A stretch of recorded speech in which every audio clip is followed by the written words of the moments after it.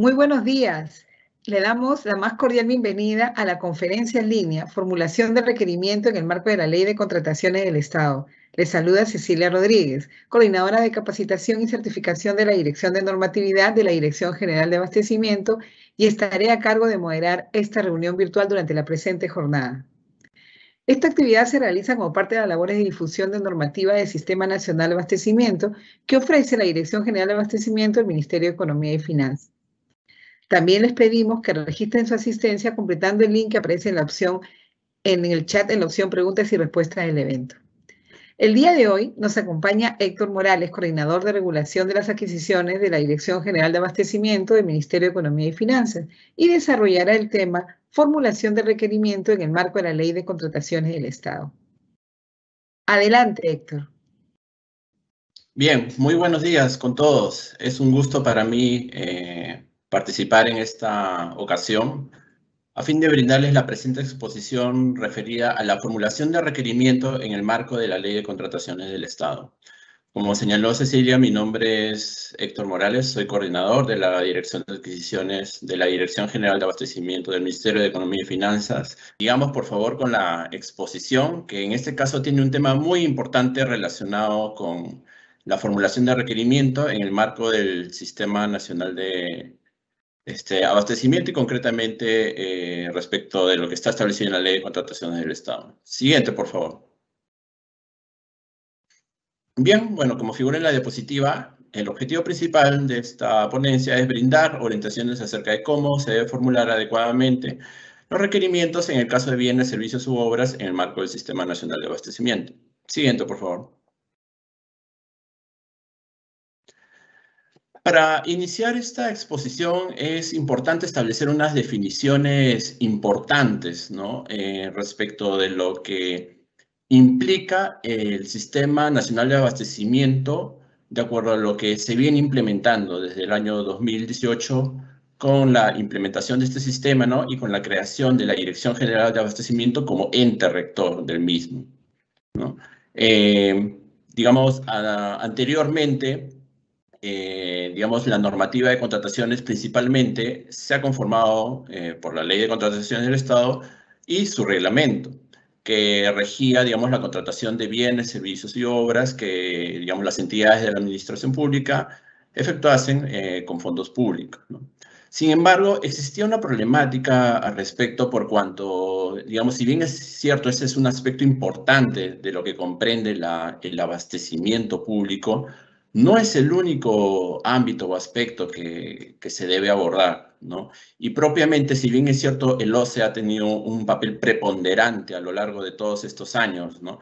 En lo que es en materia de contratación pública, ¿no? Al ejercer una labor no solo de supervisión, ¿no? Sino también de orientación a través de la absolución de consultas y a través de la emisión de directivas, ¿no? Regulando con precisión ciertos aspectos en materia de contrataciones. No existía, digamos, como tal un organismo rector, ¿no? Que articule todos los temas que compone la cadena de abastecimiento público, ¿no? Que es, digamos, desde la programación primigenia, inicial, hasta la disposición final de los bienes, ¿no? Digamos, siempre la parte más trascendental o la que se ha puesto más el foco de atención ha sido siempre los procedimientos de selección, ¿no? Las convocatorias que se hacen a través del SEACE y, digamos, posteriormente los contratos que se suscriben, ¿no? Sin embargo, el abastecimiento público no solamente está compuesto por dichos elementos, ¿no? Sino que abarca muchos más aspectos que son trascendentales para, digamos, una efectiva y adecuada compra por parte de las entidades y un efectivo abastecimiento también por parte de las entidades del Estado, ¿no? Entonces, en ese marco es que, digamos, en el 2018, con el decreto legislativo 1439, se instauró, digamos, el Sistema Nacional de Abastecimiento ya, digamos, y propiamente la Dirección General de Abastecimiento como organismo rector de este sistema, digamos, en procura ya de articular y fortalecer, digamos, este sistema administrativo que si bien es cierto ya existía, se encontraba, digamos, con normativa un tanto dispersa y no articulada propiamente por un rector, ¿no? Entonces, por ello es que es importante, en primer lugar, hacer, digamos, graficar, digamos, estas figuras a través de estas definiciones, ¿no? Como se aprecia en la diapositiva, la Dirección General de Abastecimiento es el ente rector del Sistema Nacional de Abastecimiento, ¿no? Teniendo, entre otras sus funciones, la de aprobar la normativa y procedimientos que regulan el Sistema Nacional de Abastecimiento y articular con el OCE y Perú Compras, que conforman también parte de este sistema, ¿no? Otro concepto importante también relacionado con ello, y bueno, ya mencionado, es el del Sistema Nacional de Abastecimiento. Este es un sistema administrativo, ¿no? Como otros que hay, ¿no? Como hay el sistema de presupuesto, el sistema de tesorería, el sistema de contabilidad, así como hay diversos sistemas administrativos que conforman en la administración pública. Existe el Sistema Nacional de Abastecimiento como el conjunto de principios, procesos, normas, procedimientos, ¿no? Digamos que se encargan fundamentalmente de la provisión de los bienes, servicios y obras, ¿no? A través de las actividades que implican la cadena de abastecimiento público, ¿no? Orientado al logro de los resultados con el fin de lograr un eficiente y eficaz empleo de los recursos públicos. ¿Esto qué quiere decir, no? Como ya comenté hace algún momento, ¿no? La cadena de abastecimiento público es, digamos, el conjunto de actividades que se deben relacionar desde la programación hasta la disposición final, ¿no? ¿Esto qué quiere decir? O sea, acá es importante el concepto de la trazabilidad.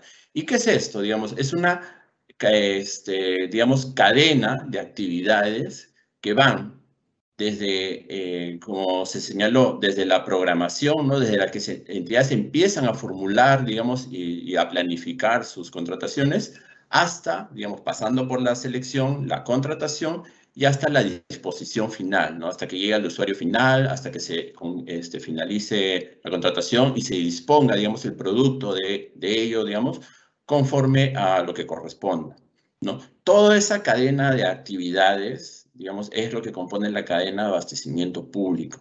Y es lo, digamos, el objetivo principal de lo que se pretende regular, reforzar y articular, digamos, a través de los distintos componentes del Sistema Nacional de Abastecimiento, ¿no?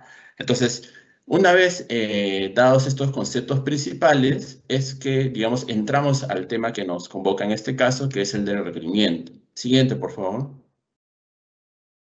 Bueno, también el marco normativo que se debe mencionar es, como muchos de ustedes deben conocer, el texto único ordenado de la Ley 30225, ¿no? La Ley de Contrataciones del Estado, y su reglamento, ¿no? Que ha sido aprobado por el Decreto Supremo 344-2018-EF. Y bueno, conjuntamente y como parte de este Sistema Nacional de Abastecimiento, ¿no?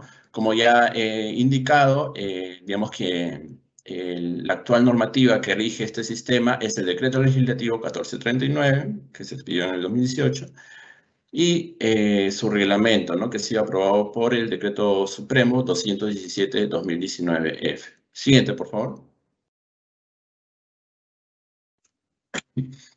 Bien.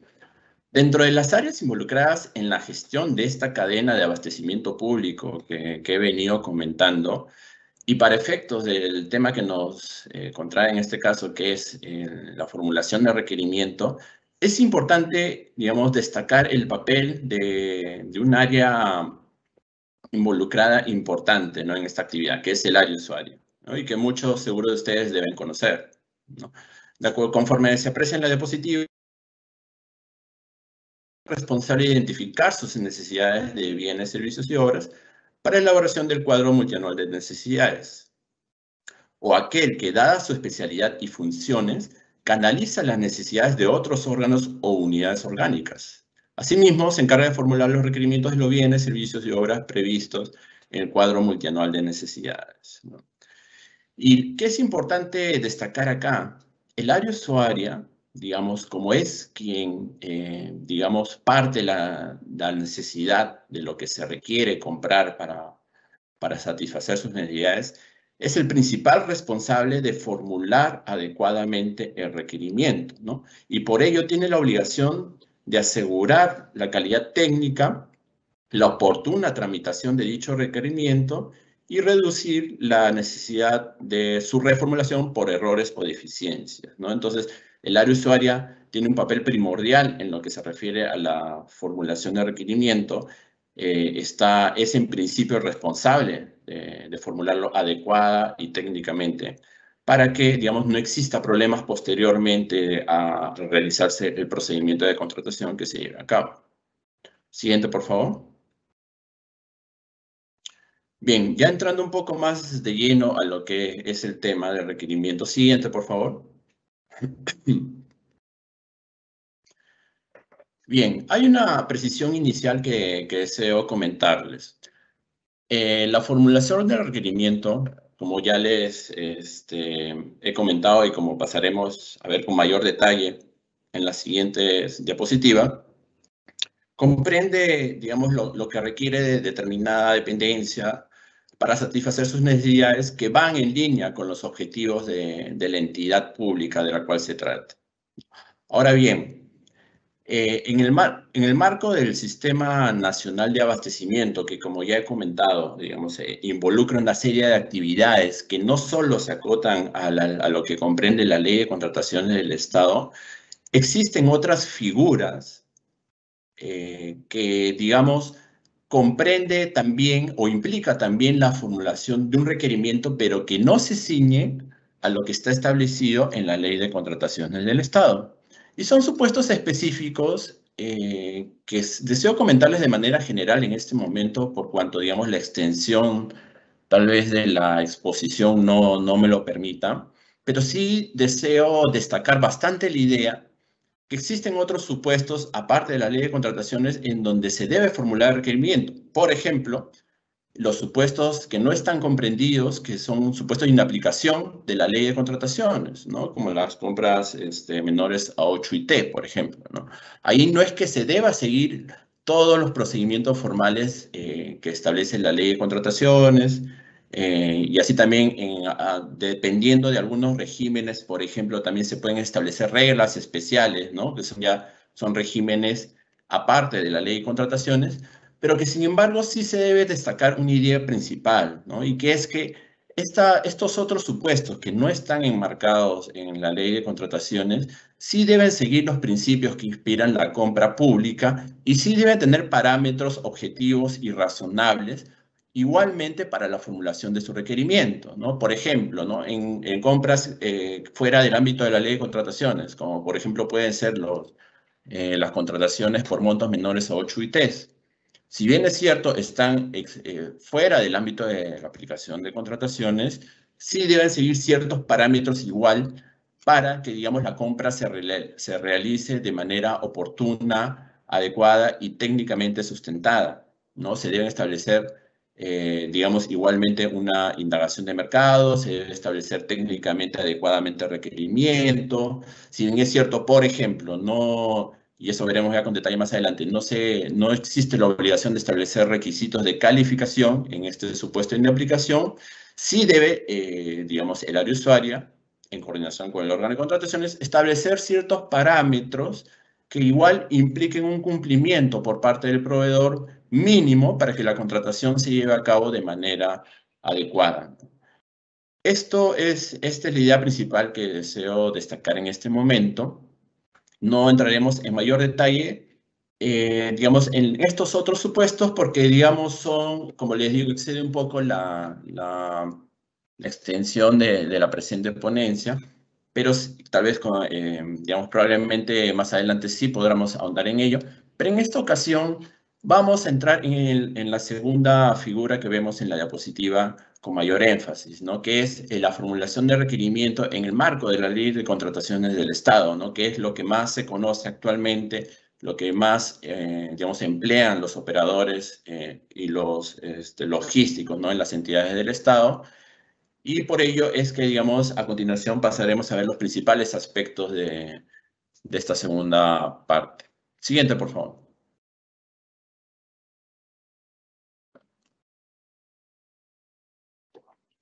Bien.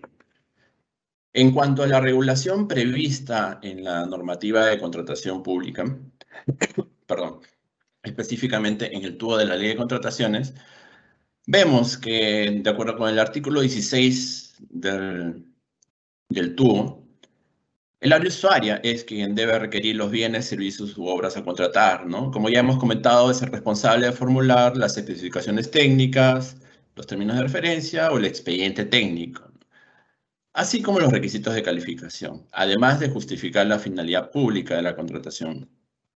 Los bienes, servicios u obras que se requieren deben estar orientados al cumplimiento de las funciones de la entidad. Y esto es importante, ¿no? Acá brevemente mencionaremos algunos conceptos claves, ¿no? Que todo este tema de la formulación de requerimiento, ¿no? Que ya, bueno, pasaremos a ver los elementos con más detalle en unos momentos, pero sí es importante destacar que todo ello debe estar alineado a una finalidad pública, ¿no? O sea, toda contratación del Estado es para conseguir, digamos, alcanzar las finalidades para las cuales existen las entidades, pero también ello tiene una finalidad pública, ¿no? Un interés general. Y ello, ¿por qué es importante? Porque va en beneficio de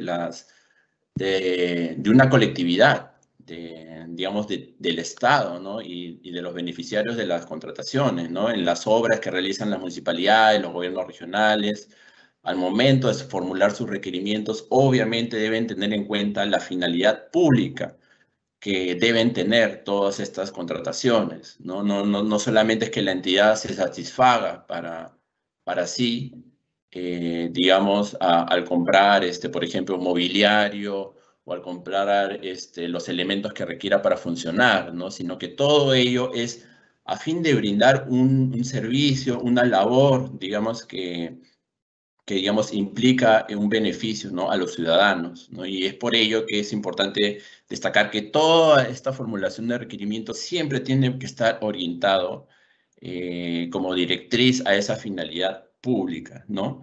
Y para que obviamente ello suceda, debe estar orientado también para el cumplimiento de las funciones de la entidad, ¿no? O sea la entidad de la que se trate, una empresa pública, un ministerio, digamos, un gobierno regional, un gobierno local, siempre tienen que tener en cuenta ello al momento de formular su requerimiento. Y bueno, en el reglamento se precisa también sobre este tema, ¿no? Que bueno, obviamente el requerimiento debe contener la descripción objetiva y precisa de las características y o requisitos funcionales relevantes para cumplir con la finalidad pública nuevamente de la contratación y las condiciones en las que se ejecuta. Ojo, ¿no? Esto es importante también porque es importante establecer en el requerimiento cómo es que se debe ejecutar, digamos, digamos, lo que se está requiriendo, ¿no? El objeto de la contratación. Y bueno, una de las novedades que se introdujo con el reglamento es que, entre otras cosas, se pueden incluir obligaciones de levantamiento digital de información y tecnologías de posicionamiento espacial, tales como la georreferenciación, en obras y consultorías de obras, ¿no? Y es un tema técnico, ¿no? Pero es algo que se quiso impulsar por cuanto, digamos, las obras, para que sean más efectivas, deben contar con ciertas tecnologías, ¿no? Como es en el caso, en este caso se menciona, por ejemplo, el tema de la georreferenciación, que te sirve para, de alguna forma, bueno, en términos generales, ¿no? Ubicar, digamos, ciertos predios o ciertos terrenos, ¿no? Ya usando una tecnología específica, ¿no? Y que ello coadyuva bastante, ¿no? Para lo que es la ejecución de proyectos. Ese es un ejemplo de lo que debe contener también el requerimiento, ¿no? Y bueno, también como ya se ha señalado, el requerimiento, además de la descripción de lo que se debe contener, ¿no? De las características técnicas, debe incluir los requisitos de calificación que se consideren necesarios. Siguiente, por favor. Bueno, como acciones previas podemos mencionar, digamos, que el área usuaria debe siempre coordinar con el órgano de contrataciones y verificar las siguientes cosas, ¿no? Si lo que requiere para satisfacer su necesidad se encuentra en una ficha de homologación o en el listado de bienes o servicios homologados, en el listado de bienes o servicios comunes, ¿no? Para lo que es la modalidad de subasta inversa, ¿no? O en el catálogo electrónico de acuerdo marco. En dicho caso, el requerimiento recoge las características técnicas ya definidas, ¿no? Ello es importante porque, digamos, estos son, digamos, de alguna forma lo que es la subasta inversa, ¿no? El acuerdo marco. Son mecanismos o procedimientos especiales de contratación en virtud de los cuales no se aplica propiamente el procedimiento tradicional de compra, ¿no? O sea, el procedimiento tradicional involucra determinar tu requerimiento, hacer las acciones preparatorias, convocar tu proceso de selección, pasar por toda la fase de selección y finalmente adjudicar la buena pro para contratar con el ganador de esta última, ¿no? Digamos, esto, sin embargo, con los años se ha venido buscando formas más eficientes de contratar sin pasar por todas las fases, ¿no?, que involucra un procedimiento tradicional, ¿no? Es por ello que a lo largo de los años se han venido desarrollando figuras como es la subasta inversa, el acuerdo marco, que si bien es cierto, sería un poco extenderme en ello, no podría hacerlo en este momento tal vez a detalle, pero de manera general puedo brindar la idea de que son figuras más expeditivas, ¿no? En donde no existe, por ejemplo, en la subasta inversa, ¿no?, una etapa de calificación, ¿no?, o de evaluación de factores donde se evalúe factores de evaluación, valga la redundancia, donde se tenga en cuenta, digamos, la absolución de consultas u observaciones, ¿no?, que son propios de un procedimiento clásico, ¿no? En estos casos, como al tratarse de bienes o servicios comunes, ya no se entra a analizar el aspecto técnico, ¿no?, sino que, por ejemplo, en la subasta inversa solamente se entra a la puja por el menor precio, ¿no? Entonces, de esta manera se obtiene un beneficio para el Estado, porque los postores pujan por el menor precio, se adjudica y el aspecto técnico, digamos, ya está contenido en fichas técnicas, cuyo cumplimiento ya se presume de acuerdo a la normativa, ¿no? Entonces, antes de que cuando las entidades empiecen a formular su requerimiento, deben atender a si, digamos, lo que requieren se encuentra en alguna de estas figuras, digamos, que están señaladas en la diapositiva, ¿no?, referidas a la homologación, si cuenta con una ficha de homologación o si está en el listado de bienes y servicios comunes para subasta inversa que está publicado en el SEACE, o si está en el catálogo electrónico de acuerdo marco, ¿no? Por ejemplo, en el listado de bienes y servicios comunes, ¿no?, se encuentran determinados alimentos, determinados, incluso en su momento medicamentos, ¿no? Entonces, si es que se requiere algún bien de ese tipo, tú vas al listado que está en el SEACE, entras a ver, y si ya está ahí, digamos, publicado en ese listado, simplemente ya no tienes que, digamos, elaborar todo el sustento y el aspecto técnico, ¿no? No tienes que elaborar las especificaciones, no tienes que elaborar ya, salir al mercado y ver si debes ajustar el requerimiento o no. Ya eso ya está plasmado en esos documentos, ¿no?, en la ficha de homologación, en el listado de bienes y servicios comunes, ¿no? Entonces, si se verifica ello, por normativa de contratación pública, debes abocarte a esos procedimientos, ¿no? Como ya he señalado, la subasta inversa es un procedimiento más simplificado. El acuerdo marco también es una forma de comprar, digamos, también un tanto simplificada, porque ahí no es que tengas que convocar un procedimiento de selección, simplemente entras a un catálogo electrónico que está en el portal de Perú Compras y entras a ver, digamos, los bienes que están ahí publicados, ¿no?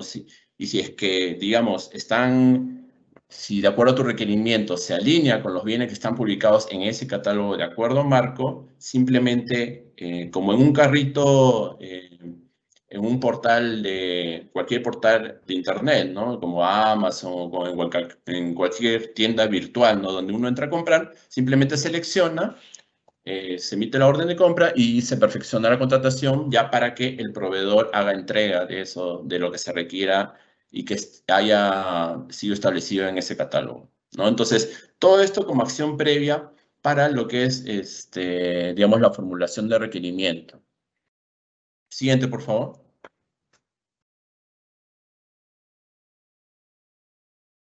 Bien, y entrando un poco más en detalle en estas figuras, que vamos a pasar a revisar un poco rápidamente, es la de la homologación, ¿no?, en la cual consiste que los ministerios pueden uniformizar los requerimientos de bienes y servicios relacionados con el ámbito de su competencia, ¿no? Y para ello deben aprobar su plan de homologación de requerimientos, ¿no? Y como le digo, ¿esto por qué sirve? Digamos, en términos generales, digamos, cada entidad, en principio, determina su requerimiento, ¿no? O sea, uno puede, por ejemplo, o sea, una entidad puede determinar de cierta forma cómo va a elaborar su requerimiento para comprar, por ejemplo, determinado mobiliario. Sin embargo, otra entidad, otra municipalidad puede establecerlo de otra forma.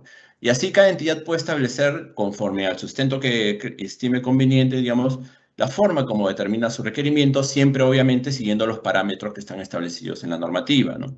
Sin embargo, se ve que en muchos casos existen, digamos, requerimientos que son comunes a todas las entidades, ¿no? Y es por ello que entran a tallar estas figuras, ¿no? Si, digamos, en determinado sector, por ejemplo, si en producción, si el Ministerio de Producción considera relevante que determinado equipamiento para la producción puede ser homologado y, pues, digamos, se puede establecer, digamos, características estándar a todo ese tipo de equipamiento, el Ministerio puede proponer, digamos, la homologación de dicho requerimiento. ¿Y por qué ello es útil? Porque entonces ya las entidades no tendrán cada una que hacer por su lado, digamos, el requerimiento de ese equipamiento, sino que ya estará en un listado de bienes homologados y simplemente tendrán que, digamos, acudir a ese listado para que, digamos, contraten con esas características que ya se han definido técnicamente por parte del sector competente, ¿no? Entonces, por ello es la utilidad de lo que se puede lograr con lo que es la homologación. Perdón. Siguiente, por favor.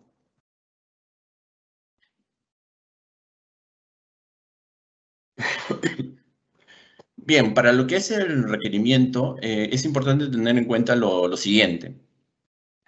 En la solicitud del bien, servicio en general, consultoría de obra, pues se puede comprender lo siguiente, ¿no? Las características o los requisitos funcionales, como ya hemos mencionado, ¿no?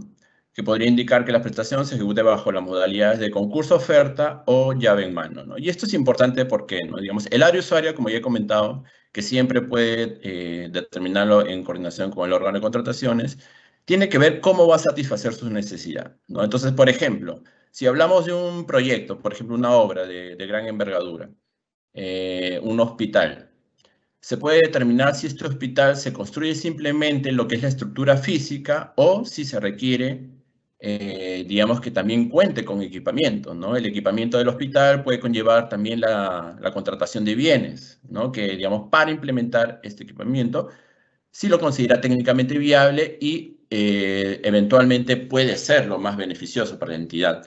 Si ello es así, puede optar por la modalidad de llave en mano, ¿no? En virtud de la cual no solamente el contratista estará obligado a, digamos, construir la infraestructura, ¿no?, relacionada con el hospital, sino que también deberá proveer, digamos, los equipamientos necesarios para su funcionamiento y, digamos, dejándolos instalados y ya para que puedan funcionar, digamos, respecto a esta infraestructura, ¿no? Por eso debe ser definido al momento de establecerse las características y o los requisitos funcionales, como siempre es importante reiterar, para cumplir la finalidad pública de la contratación.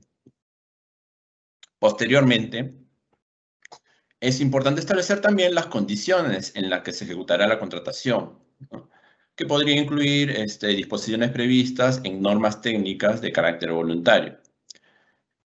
Bueno, esto es importante también destacar, ¿no? Porque si bien es cierto, bueno, por un lado, obviamente, dependiendo del objeto que se convoque o se pretenda contratar, puede existir normativa obligatoria técnica, ¿no?, que se deba observar para ese objeto, ¿no? Si son insumos médicos, si son alimentos, por ejemplo, ¿no? Obviamente deben contar con ciertos requisitos, ¿no?, porque con ciertas autorizaciones, con ciertos certificados que otorgan los organismos competentes, ¿no?, con que debe desarrollarse la contratación, ¿no?, y que deben cumplir los proveedores, ¿no? Entonces, ello es importante que también se comprenda en el requerimiento, ¿no? No se puede dejar de lado, digamos, todas las obligaciones normativas, ¿no?, incluso también normas técnicas que se puedan aplicar al objeto de la convocatoria, ¿no? Sin embargo, y también debe mencionarse que como posibilidad se puede incluir también hay normas técnicas de carácter voluntario, ¿no? Ese es un tema ya más técnico, ¿no? Pero existen, por ejemplo, los ISOs, ¿no? O ciertos estándares que establecen algunos organismos que las entidades pueden observar para, digamos, el cumplimiento de, digamos, del objeto contractual, ¿no? Por ejemplo, si es un ISO relacionado con la organización de la empresa, ¿no? O digamos, o temas relacionados a cómo se debe desarrollar el objeto de la contratación. Si bien es cierto, no es de carácter netamente obligatorio, las entidades lo pueden comprender, digamos, como parte de su requerimiento también. Un siguiente elemento también importante mencionar y que pasaremos a ver con un poquito más de detalle en unos momentos es el tema de los requisitos de calificación, que digamos son parte de lo que se debe cumplir, digamos, el proveedor, son aptitudes con las que debe contar necesariamente de acuerdo al objeto de la convocatoria y de acuerdo a lo que está establecido actualmente en la normativa. Como se señala acá, digamos, muchos de esos aspectos relacionados con los requisitos de calificación se definen ya de manera más aterrizada en las bases estándar que aprueba el OCE, ¿no? El OCE aprueba para todos los objetos, ¿no? Ya sea para bienes, servicios, obras o consultorías, digamos, bases estándar, ¿no? Que ya establece ciertos parámetros y ahí se establecen los tipos de requisitos de calificación que deben cumplir los proveedores, ¿no? Para el desempeño y el desarrollo del objeto de la contratación. Bueno, y obviamente se pueden incluir las penalidades del caso también. Y como ya se ha señalado, se debe, digamos, prever también las leyes y reglamentos técnicos, metrológicos o sanitarios que correspondan. Y también, claro, es importante también tener en cuenta que, digamos, el requerimiento puede involucrar también lo que son las prestaciones accesorias, ¿no? Que son las que coadyuvan. Puede existir una prestación principal, pero, digamos, de la mano con ello, la entidad puede establecer prestaciones accesorias que ayudan a conseguir o coadyuvan con el objeto principal, ¿no? Ya básicamente se refieren a actividades relacionadas con el mantenimiento, ¿no? El soporte, ¿no? O actividades de ese tipo, ¿no? Que se tengan que brindar, digamos, a lo que ha sido el objeto principal. Siguiente, por favor. Bueno, como ya se ha mencionado, el requerimiento es responsabilidad del área usuaria, debiendo determinar las especificaciones técnicas, los términos de referencia o el expediente técnico.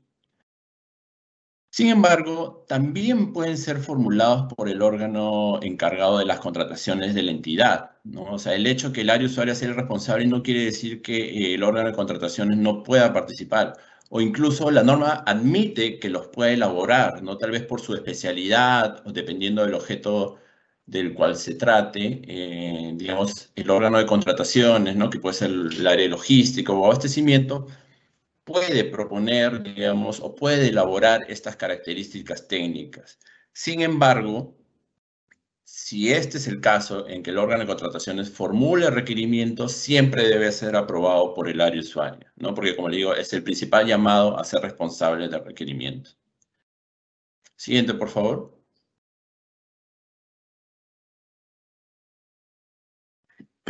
Bueno, acá vemos algunas otras obligaciones relacionadas con el área usuaria, ¿no? Que es, como ya he comentado, lo justificar la necesidad pública de la contratación, que esté orientado a cumplir las funciones de la entidad, que se determine de forma objetiva y precisa, ¿no? Porque muchas veces allí justamente comienzan los problemas de la contratación, ¿no?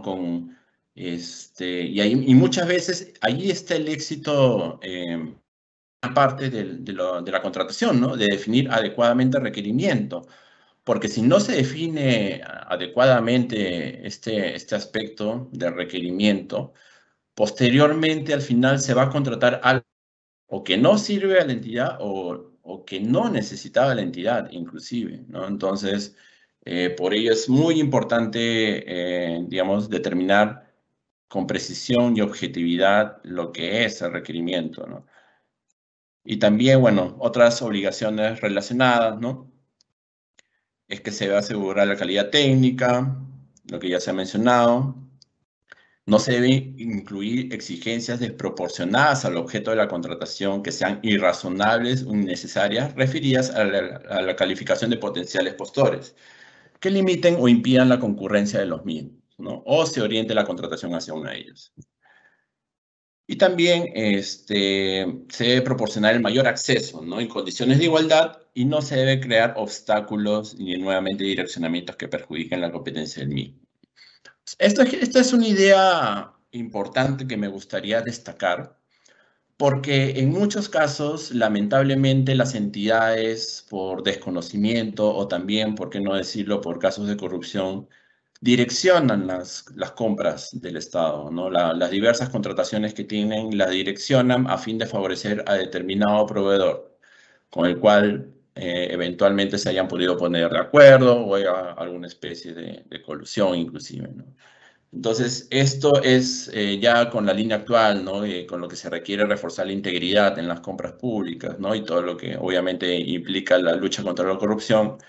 Es importante por eso destacar la idea de que estas exigencias deben ser, digamos, lo más objetivas, razonables y que además, digamos, fomenten la más amplia competencia, ¿no? De acuerdo a lo que requiera la entidad, ¿no? Yo no voy a, porque me guste la marca X, ¿no? Y yo, para mí, yo funcionario de una entidad, para mí es la mejor, no voy a direccionar, digamos, la contratación para que gane esa empresa, ¿no? Si es que, digamos, no hay un aspecto objetivo razonable que sustente contratar con esa empresa, ¿no? Como que puede ser, no sé, pues, digamos, un tema de estandarización, ¿no? O si fuese proveedor único, ¿no? Esas son excepciones, ¿no? Pero si es que no es así, digamos, yo debo simplemente establecer mi requerimiento sin tener en cuenta esos aspectos que, digamos, restrinjan la competencia, ¿no? Entonces, esto es muy importante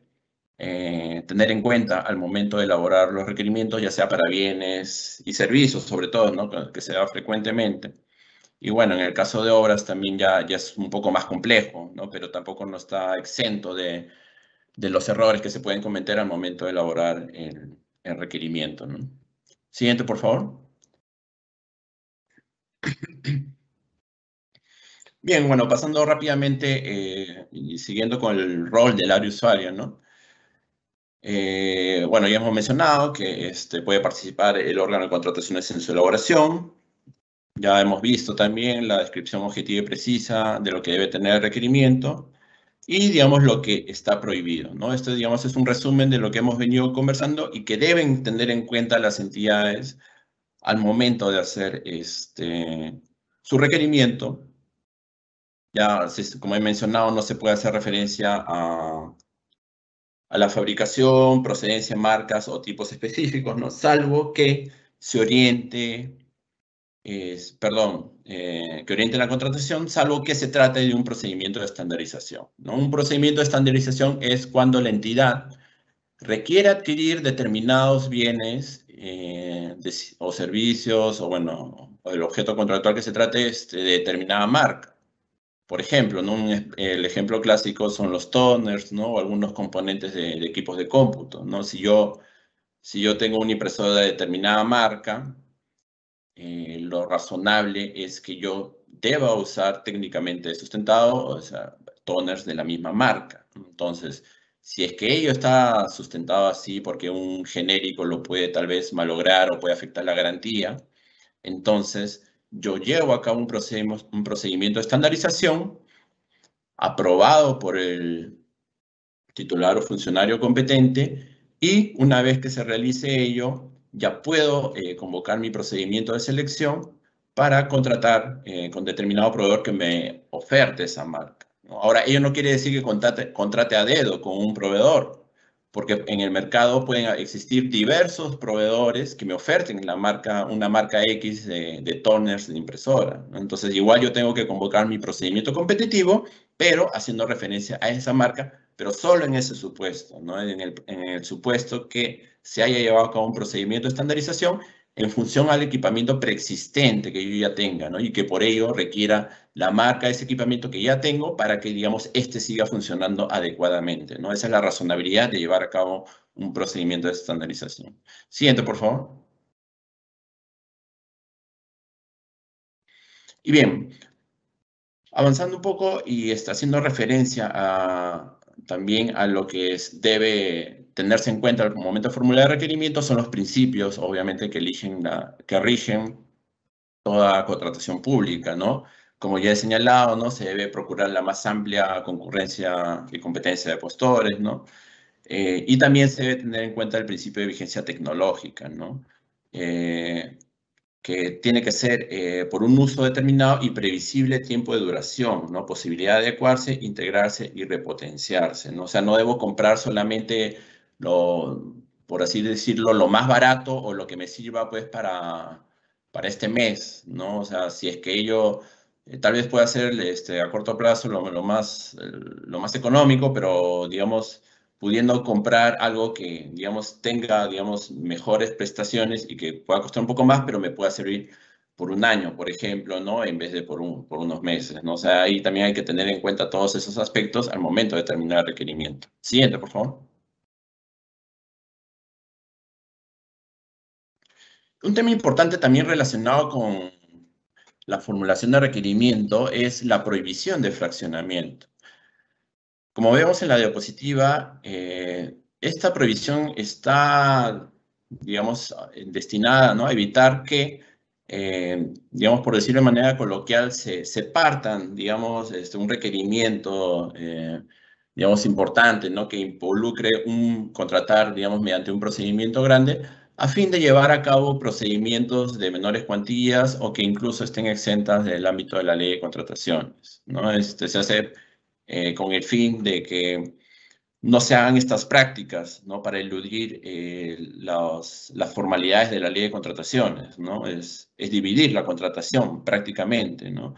Por ejemplo, ¿no?, si yo requiero contratar determinada cantidad de mobiliarios para ambientar todas mis oficinas, ¿no?, y ello me conlleva una licitación pública, digamos, parte de lo que constituye el fraccionamiento es que justamente lo haga en procedimientos más pequeños, con menores cuantías, pero contratando el mismo objeto, ¿no? Pero ello, ¿para qué lo hago? Obviamente para no pasar por los filtros y controles de ese proceso mayor, ¿no? Entonces eso está proscrito por la normativa de contratación, está prohibido, y, digamos, puede ser merecedor de, bueno, las responsabilidades del caso, ¿no?, que pueden ser las administrativas, las civiles y las penales, ¿no? Esto también puede atentar contra el cumplimiento de tratados o compromisos internacionales que incluyan disposiciones sobre contratación pública. Y el siguiente, por favor. Bien, ya hemos hablado también de hacer la previsión de hacer referencia a las marcas, ¿no?, que como justamente acá ya nos hemos adelantado un poquito, pero siguiente, por favor. Que conlleva, digamos, a lo que es el proceso de estandarización, ¿no? Digamos, como ya lo he señalado, es una excepción a esta prohibición de hacer a marcas, pero que tiene su razonabilidad. Debe ser autorizado por el titular, ¿no? Y bueno, no, como ya he reiterado también, no necesariamente implica que haya un solo proveedor, ¿no? O sea, puede haber proceso competitivo, pero haciendo referencia a marcas de acuerdo a la necesidad que exista, ¿no?, de contratar determinado producto, ¿no? Ahora bien, ya, siguiente, por favor. Bien, ¿qué comprende el requerimiento? Siguiente, por favor. Bien, en ideas concretas y básicas, es importante mencionar y tener en cuenta este esquema, ¿no? De acuerdo con la normativa de contratación pública, bueno, específicamente la Ley de Contrataciones y su reglamento, el requerimiento está compuesto por estos elementos, básicamente, ¿no? Las características, ¿no?, que está compuesta por las especificaciones técnicas en el caso de bienes, términos de referencia en el caso de servicios, ¿no?, o el expediente técnico en el caso de obras. Estos son, digamos, lo que comprende digamos, básicamente las características del objeto que se pretende contratar. Y a su vez, de acuerdo a la normativa mencionada, el requerimiento debe comprender también los requisitos de calificación, ¿no? Que son, digamos, exigencias que pasaremos a ver en detalle en un momento. A ver, siguiente, por favor.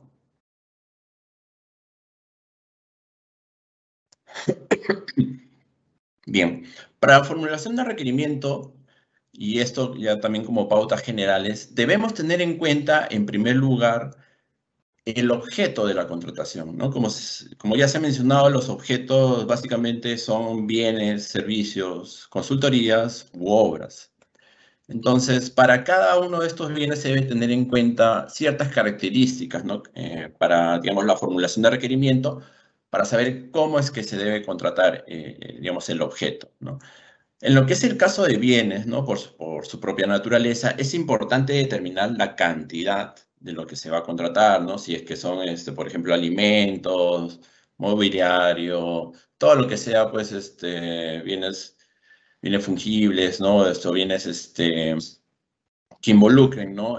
Cierta cuantificación, obviamente yo voy a requerir determinar una cantidad, ¿no? O sea, eso es algo, eso es lo principal que se requiere, ¿no? Para determinar adecuadamente el requerimiento, ¿no? Y luego siguen los otros aspectos, ¿no? La garantía comercial, ¿no? Que puede ser un atributo del bien, el lugar de entrega, la capacidad de almacenamiento y, bueno, todos los demás aspectos conexos con el objeto, ¿no? Que pueden ser los seguros, las entregas parciales, los rotulados, embalaje, pruebas, área que dará la conformidad, forma de pago, etc. Todo ello, digamos, debe comprender las características técnicas y las condiciones en que se va a ejecutar el objeto, ¿no? Ello es importante que sea determinado, como ya les he mencionado, por el área usuaria, pero pueda ser realizado en coordinación con el órgano de contrataciones de la entidad. Siguiente, por favor.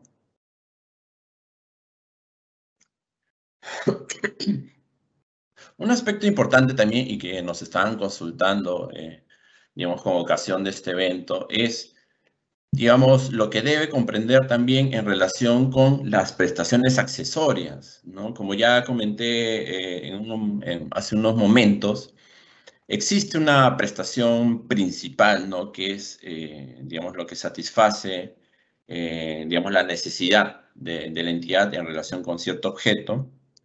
Es en esencia la prestación principal lo que requiere la entidad, ¿no? Sin embargo, pueden existir prestaciones accesorias a esta prestación principal, ¿no? Pero que están vinculados, digamos, estrechamente a este objeto principal, ¿no? ¿Y por qué existen? Porque, digamos, son necesarios para que, digamos, cumplir o coadyuvar a que se viabilice la prestación principal, ¿no? O sea, para que se haga efectiva la prestación principal, muchas veces se requiere, digamos, de prestaciones accesorias, ¿no? Entonces, por ello es importante que al momento de elaborar el requerimiento, de ser el caso, digamos, se determinen también este tipo de prestaciones, ¿no? Porque, por ejemplo, ¿no? Si contrato, digamos, de un determinado servidor, ¿no? Y sin embargo, no contemplo, digamos, el mantenimiento obligatorio que debe tener o el soporte técnico, ¿no? Que debe tener, probablemente cuando existan problemas no voy a tener, digamos, el soporte necesario, puede haber fallas, se puede malograr, puede existir, en fin, diversas contingencias cuando ya esto se está usando el bien. Y sin embargo, digamos, si es que no se elaboró adecuadamente el requerimiento, no cuento con estas prestaciones accesorias que en esos supuestos específicos pueden, digamos, asistir, digamos, y cumplir con la finalidad para los cuales están, ¿no? Que es que el objeto que yo tengo en este caso del ejemplo, de un servidor de cómputo, por ejemplo, siga funcionando adecuadamente en beneficio de la entidad, ¿no? Si es que no he previsto estas prestaciones accesorias, entonces lo que tendré es un servidor malogrado, se paralizan mis actividades, no se cumple con la finalidad para lo cual se compré ese servidor. Entonces, ellos son los problemas, digamos, que acarrea, digamos, no determinar, de ser el caso, las prestaciones accesorias que resulten necesarias, ¿no? Y otro tipo de prestaciones accesorias son la capacitación, el entrenamiento, ¿no? O actividades relacionadas con ello, ¿no? Entonces, esto, digamos, debe igualmente, ¿no? tenerse en cuenta al momento de elaborar ese requerimiento. Siguiente, por favor.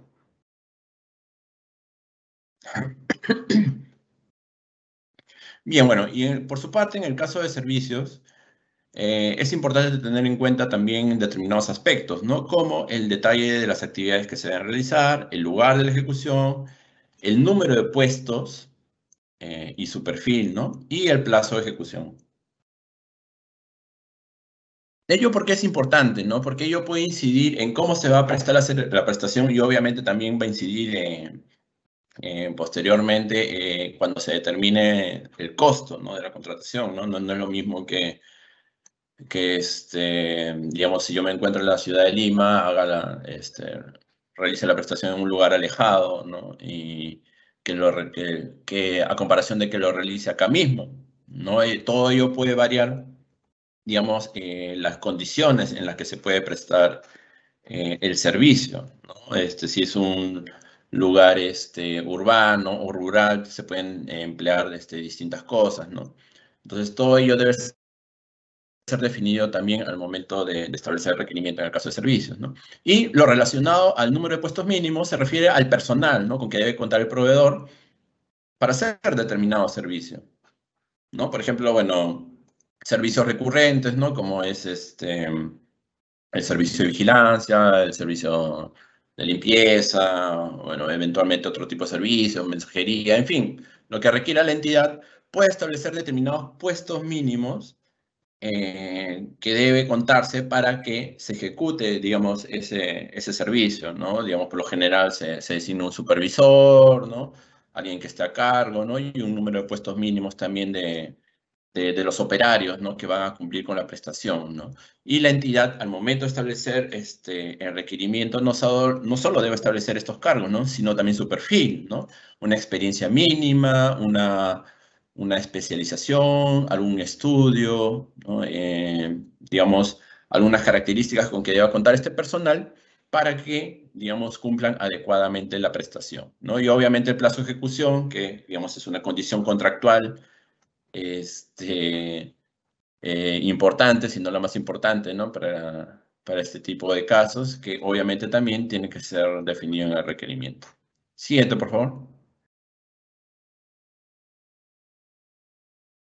Y bien, hasta acá, bueno, hemos mencionado lo que debe comprender el caso de bienes y servicios, ¿no? Básicamente los aspectos principales que debe contener el requerimiento.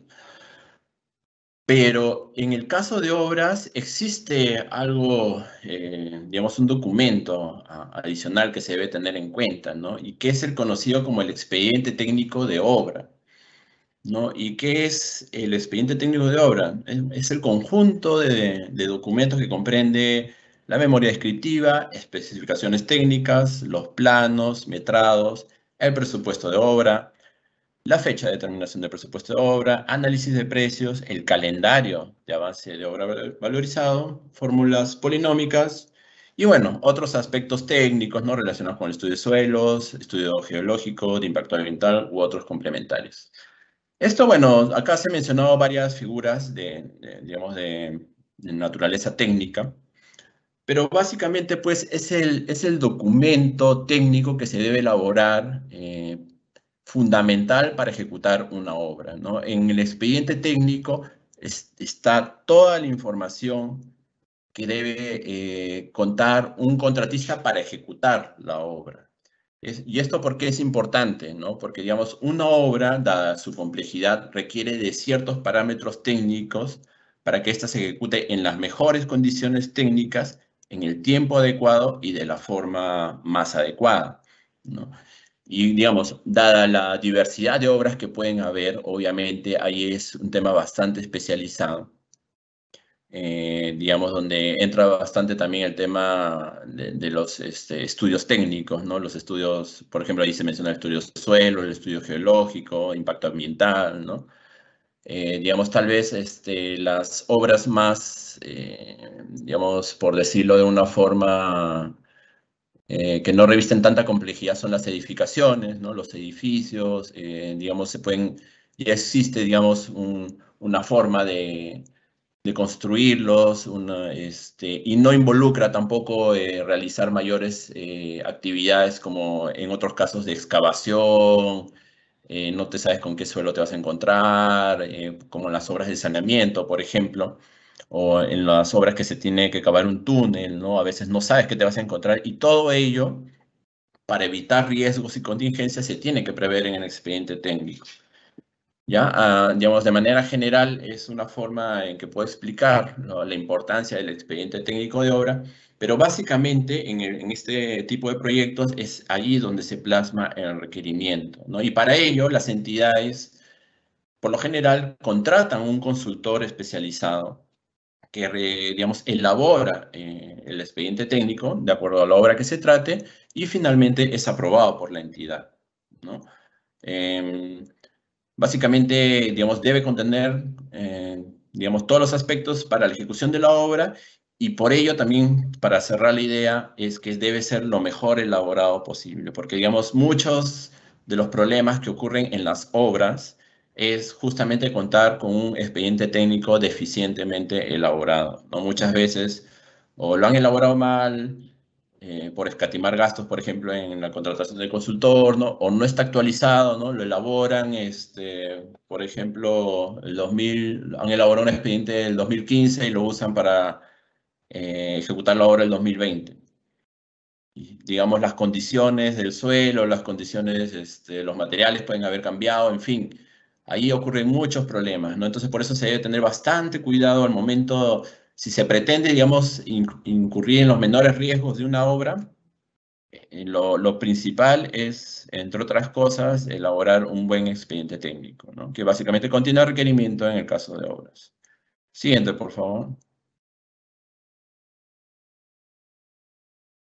Bien, y acá ya entramos un poco a lo que es la segunda parte de lo que comprende el requerimiento, ¿no? Y ya avanzando un poco la hora también, para graficar un poco lo que lo que son los requisitos de calificación, ¿no?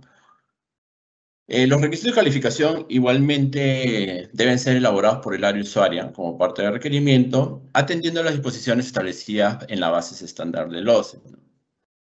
El área usuaria no puede crear, ¿no?, o inventarse requisitos de calificación que no hayan sido aprobados por el OCE, ni utilizar requisitos de calificación previstos para objetos diferentes al que corresponde al requerimiento, ¿no? Por ejemplo, si para servicios o una consultoría se prevé el requisito de las calificaciones del personal, eso no lo puedo usar para el caso de bienes, por ejemplo, si es que no está contemplado en la base estándar, ¿no? Y así, ¿no? O sea, la base estándar, ¿no?, que son documentos estándar aprobados por el OCE y publicados en la página del OCE, ya te definen los requisitos de calificación que se deben o que pueden utilizar las entidades al momento de convocar sus procesos. Perdón. Como se señala en la diapositiva, los requisitos de calificación son capacidades que los postadores deben acreditar documentalmente para determinar que cuentan con las condiciones para ejecutar el futuro contrato. Y esto también es importante aclarar, que ninguno se puede acreditar mediante declaraciones juradas. No siempre se tiene que acreditar fehacientemente según el requisito de calificación que se trate. Siguiente, por favor.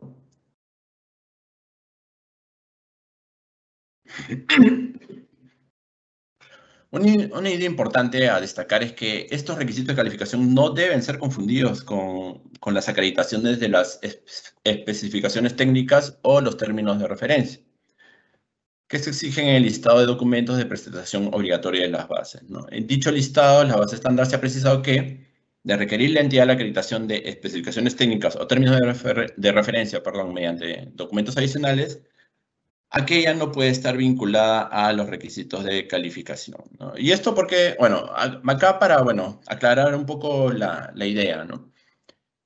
Como se ha comentado, los requisitos de calificación son las aptitudes y capacidades con que deben contar los postores, ¿no? Por ejemplo, la capacidad legal, la capacidad técnica, ¿no? Contar con el personal adecuado, el equipamiento adecuado, ¿no? Y todo aquello que coadyuve, pero que sea necesario para realizar el objeto de la contratación, ¿no? Básicamente en eso consisten los requisitos de calificación que pasaremos a ver en detalle en unos momentos, ¿no? Pero ello no debe ser confundido con, digamos, documentos que acrediten el cumplimiento de las características técnicas que requiera la entidad, ¿no? Por ejemplo, ¿no?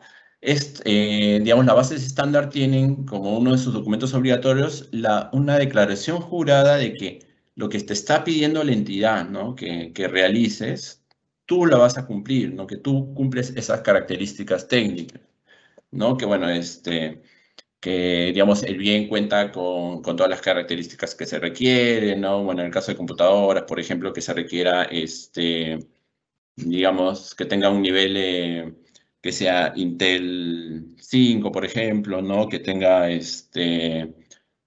no sé, pues, 1 TB de capacidad, ¿no? Que sea Ultra HD, Full HD, en fin, todas esas características son las condiciones técnicas con que debe contar el objeto y que debe cumplir el proveedor. Esas características técnicas, en principio, como les acabo de indicar, se cumplen, digamos, existe una declaración jurada que se presenta señalando que se cumplen con eso que está requiriendo la entidad, ¿no?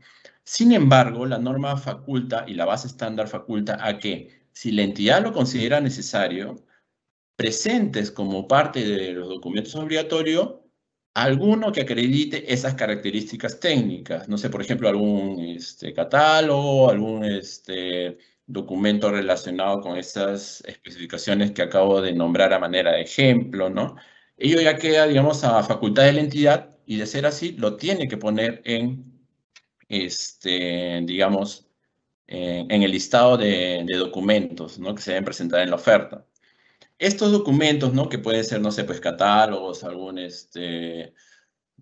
especie de certificado que acredite, pues, o no sé, pues, algo que acredite, ¿no? Que las computadoras que adquieres, ¿no? Que sean de última generación, por ejemplo, etcétera.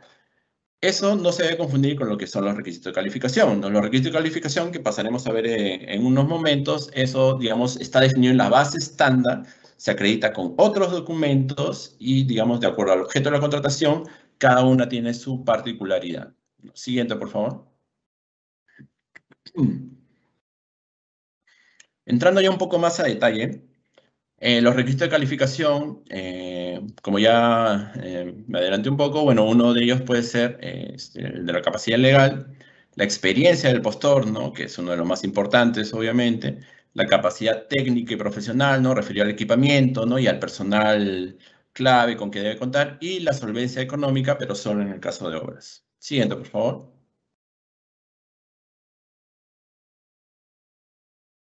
Bien, acá vemos un poco más esquematizado, digamos, los requisitos de calificación en lo que es la capacidad técnica y profesional, ¿no? Que se pide en muchos casos, ¿no? Esta tiene que ver con la infraestructura estratégica, que, por ejemplo, ¿no? Para la confección de uniformes, ¿no? Requerir un taller, ¿no?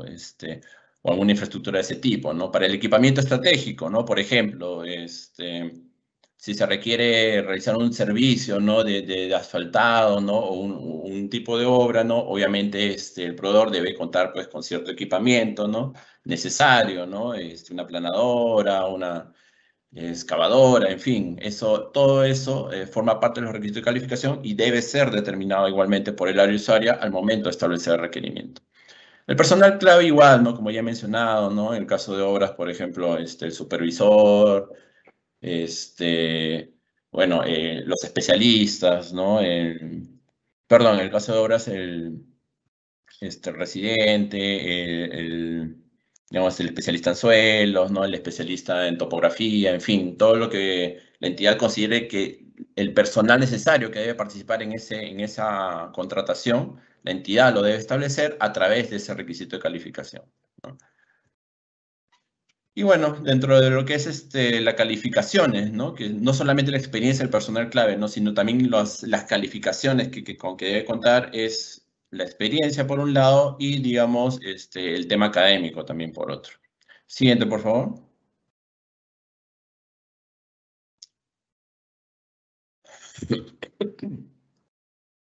Bien, esto es un poco también para esquematizar, digamos, cómo es que se deben aplicar los requisitos de calificación, ¿no? Acá ya entramos ya un poco más en detalle de de la aplicación de lo que establece la normativa, ¿no?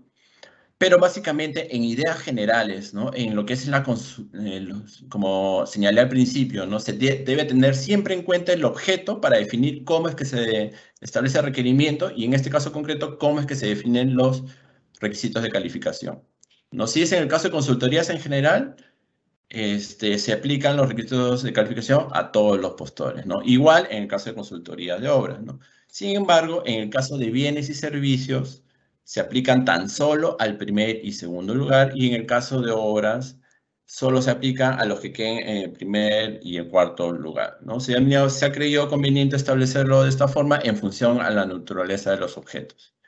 Siguiente, por favor.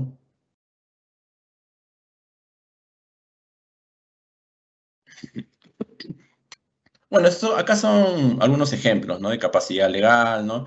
La copia, por ejemplo, si el objeto es la adquisición de insumos químicos, la capacidad legal se acredita con la copia de la resolución de intendencia expedida por la SUNAT que otorga al postor el registro, ¿no? Para el control de bienes fiscalizados, ¿no? Y así, bueno, dependiendo del objeto, ¿no? Por ejemplo, el servicio de seguridad, copia de la constancia vigente está inscrito en el RENIL, expedida por el Ministerio de Trabajo y Promoción del Empleo, ¿no?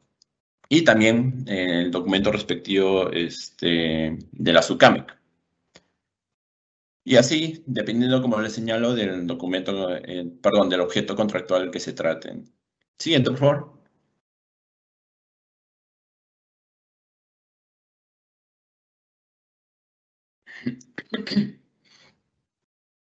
Bueno, la capacidad técnica y profesional, ¿no? Como ya se ha mencionado, ¿no?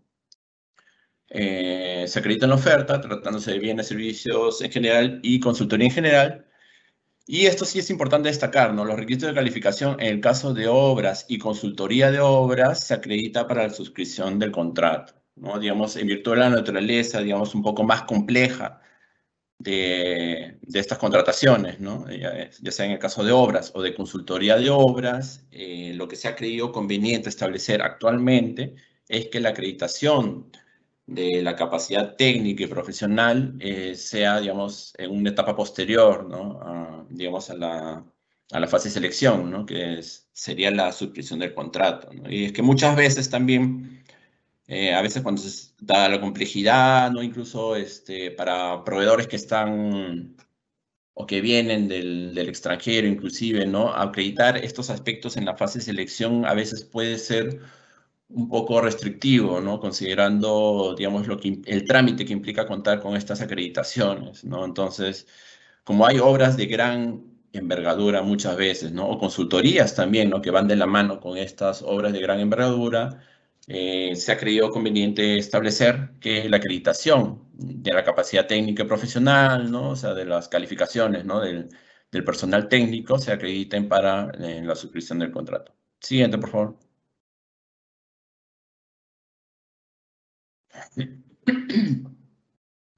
Si me permiten un segundito, por favor.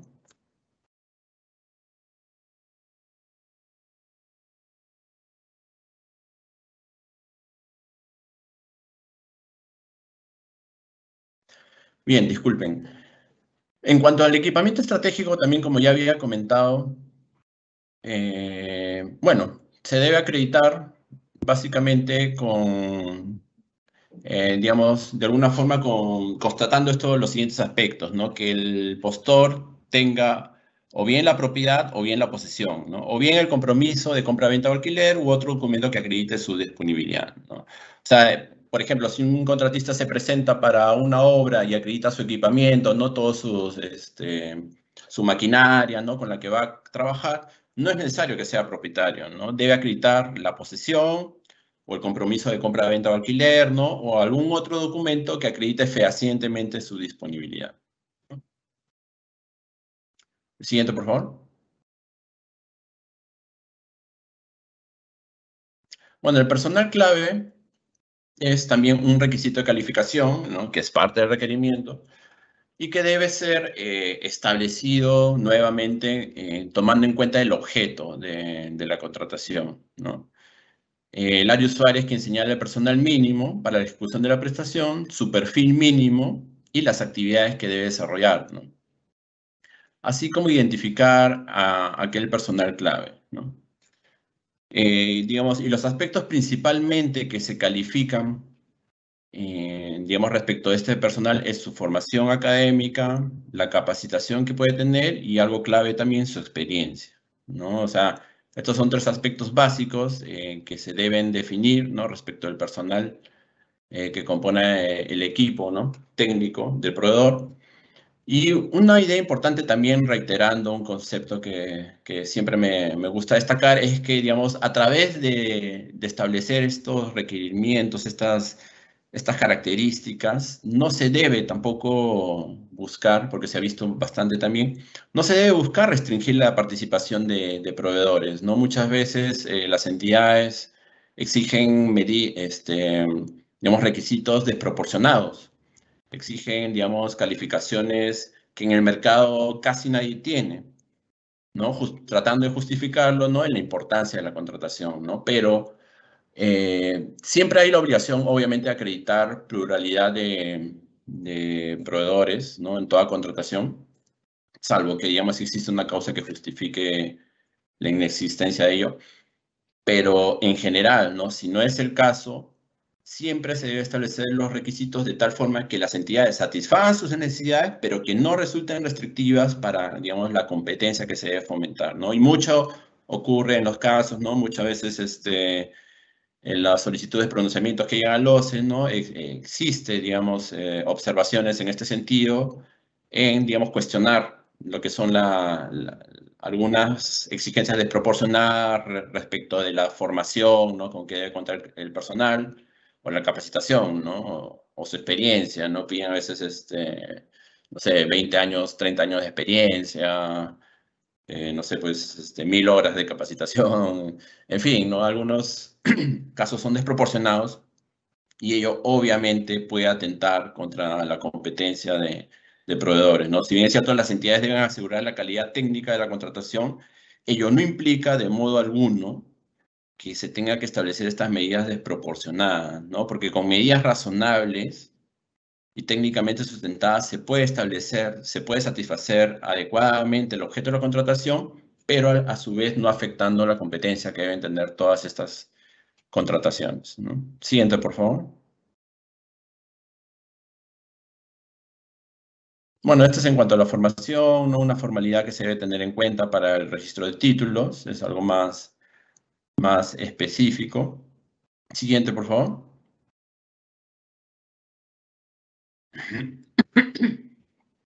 Bueno, algo importante mencionar rápidamente, ¿no? Es que el tiempo de experiencia que se debe exigir al personal clave debe estar acorde, obviamente, a sus funciones, ¿no?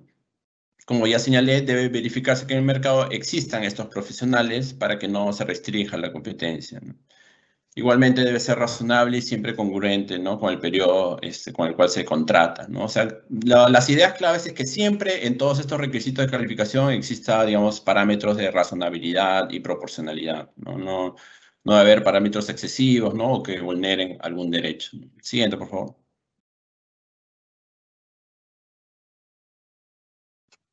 Y bueno, ya un poco estamos entrando a la parte final de lo que son los detalles de los requisitos de calificación. En lo que es el personal clave, bueno, los documentos que deben acreditar la experiencia según la base estándar deben incluir los nombres, ¿no? El cargo, el plazo. Bueno, estos son detalles, ¿no? Que se deben tener en cuenta para, digamos, la información que debe consignarse para el cumplimiento de estos requisitos de calificación, ¿no? Es importante tener en cuenta esto porque muchas veces, como he señalado, esto se acredita documentalmente, ¿no? Y tiene que ser de manera fehaciente. Y muchas veces también presentan documentación errónea, adulterada, o ya, bueno, en el peor de los casos, falsa o inexacta, ¿no? Entonces, por eso es que consignar esta información es clave, porque si bien es cierto, al momento de presentar los documentos, no hay un tema de presunción de veracidad sobre los mismos, esto está sujeto a fiscalización posterior, ¿no? Entonces, toda la información que se consigna en esos documentos va a servir para hacer esa fiscalización y si existe, digamos, alguna algún dato incorrecto o que sea falso o inexacto, se hace el cruce de información correspondiente y si existen elementos, ¿no?, que dan cuenta, ¿no?, de alguna irregularidad en la presentación de esa información, entonces obviamente corresponderá pues iniciar el procedimiento sancionador correspondiente, ¿no? Por eso es importante que las entidades establezcan adecuadamente qué se debe requerir para acreditar estos aspectos, y también los proveedores deben tener en cuenta que deben cumplir adecuadamente también, digamos, con acreditar esos documentos, ¿no? Siguiente, por favor.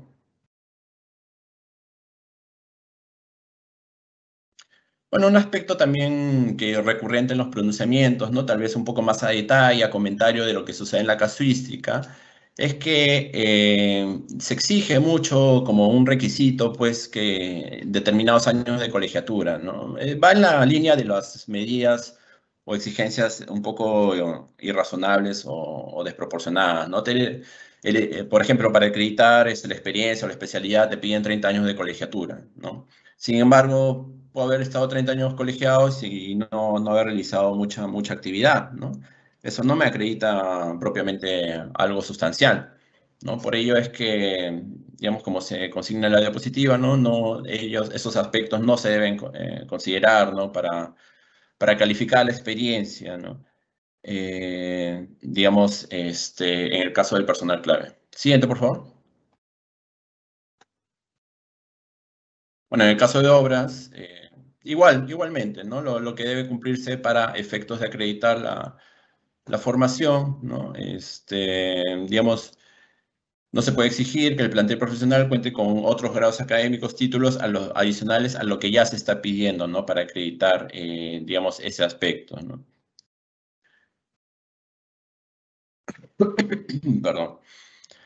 Bueno, como se señala en la diapositiva también, solo deben ser aquellos incluidos en el desagregado de análisis de gastos, ¿no? Estos ya son temas más a detalle, ¿no? Pero la idea básica es que el personal que se exija, digamos, en las bases, ¿no?, y como parte de la contratación, debe estar comprendido en el presupuesto que la propia entidad ha determinado, y específicamente en el desagregado de análisis de gastos generales del expediente técnico, ¿no? O sea, yo no puedo exigir en mis bases un personal que mi presupuesto de obra establecido en el expediente técnico no está contemplado, ¿no? Porque obviamente eso va a traer problemas, ¿no? Si yo después metí en las bases un personal que no estaba contemplado en mi desagregado de gastos generales, obviamente no voy a tener cómo pagarle, ¿no? Entonces, todos esos aspectos se deben tener en cuenta al momento de elaborar los requisitos de calificación. Siguiente, por favor. Bueno, y acá de manera esquematizada, ¿no?, cómo es que se debe tener en cuenta la experiencia de acuerdo al objeto. Siguiente, por favor.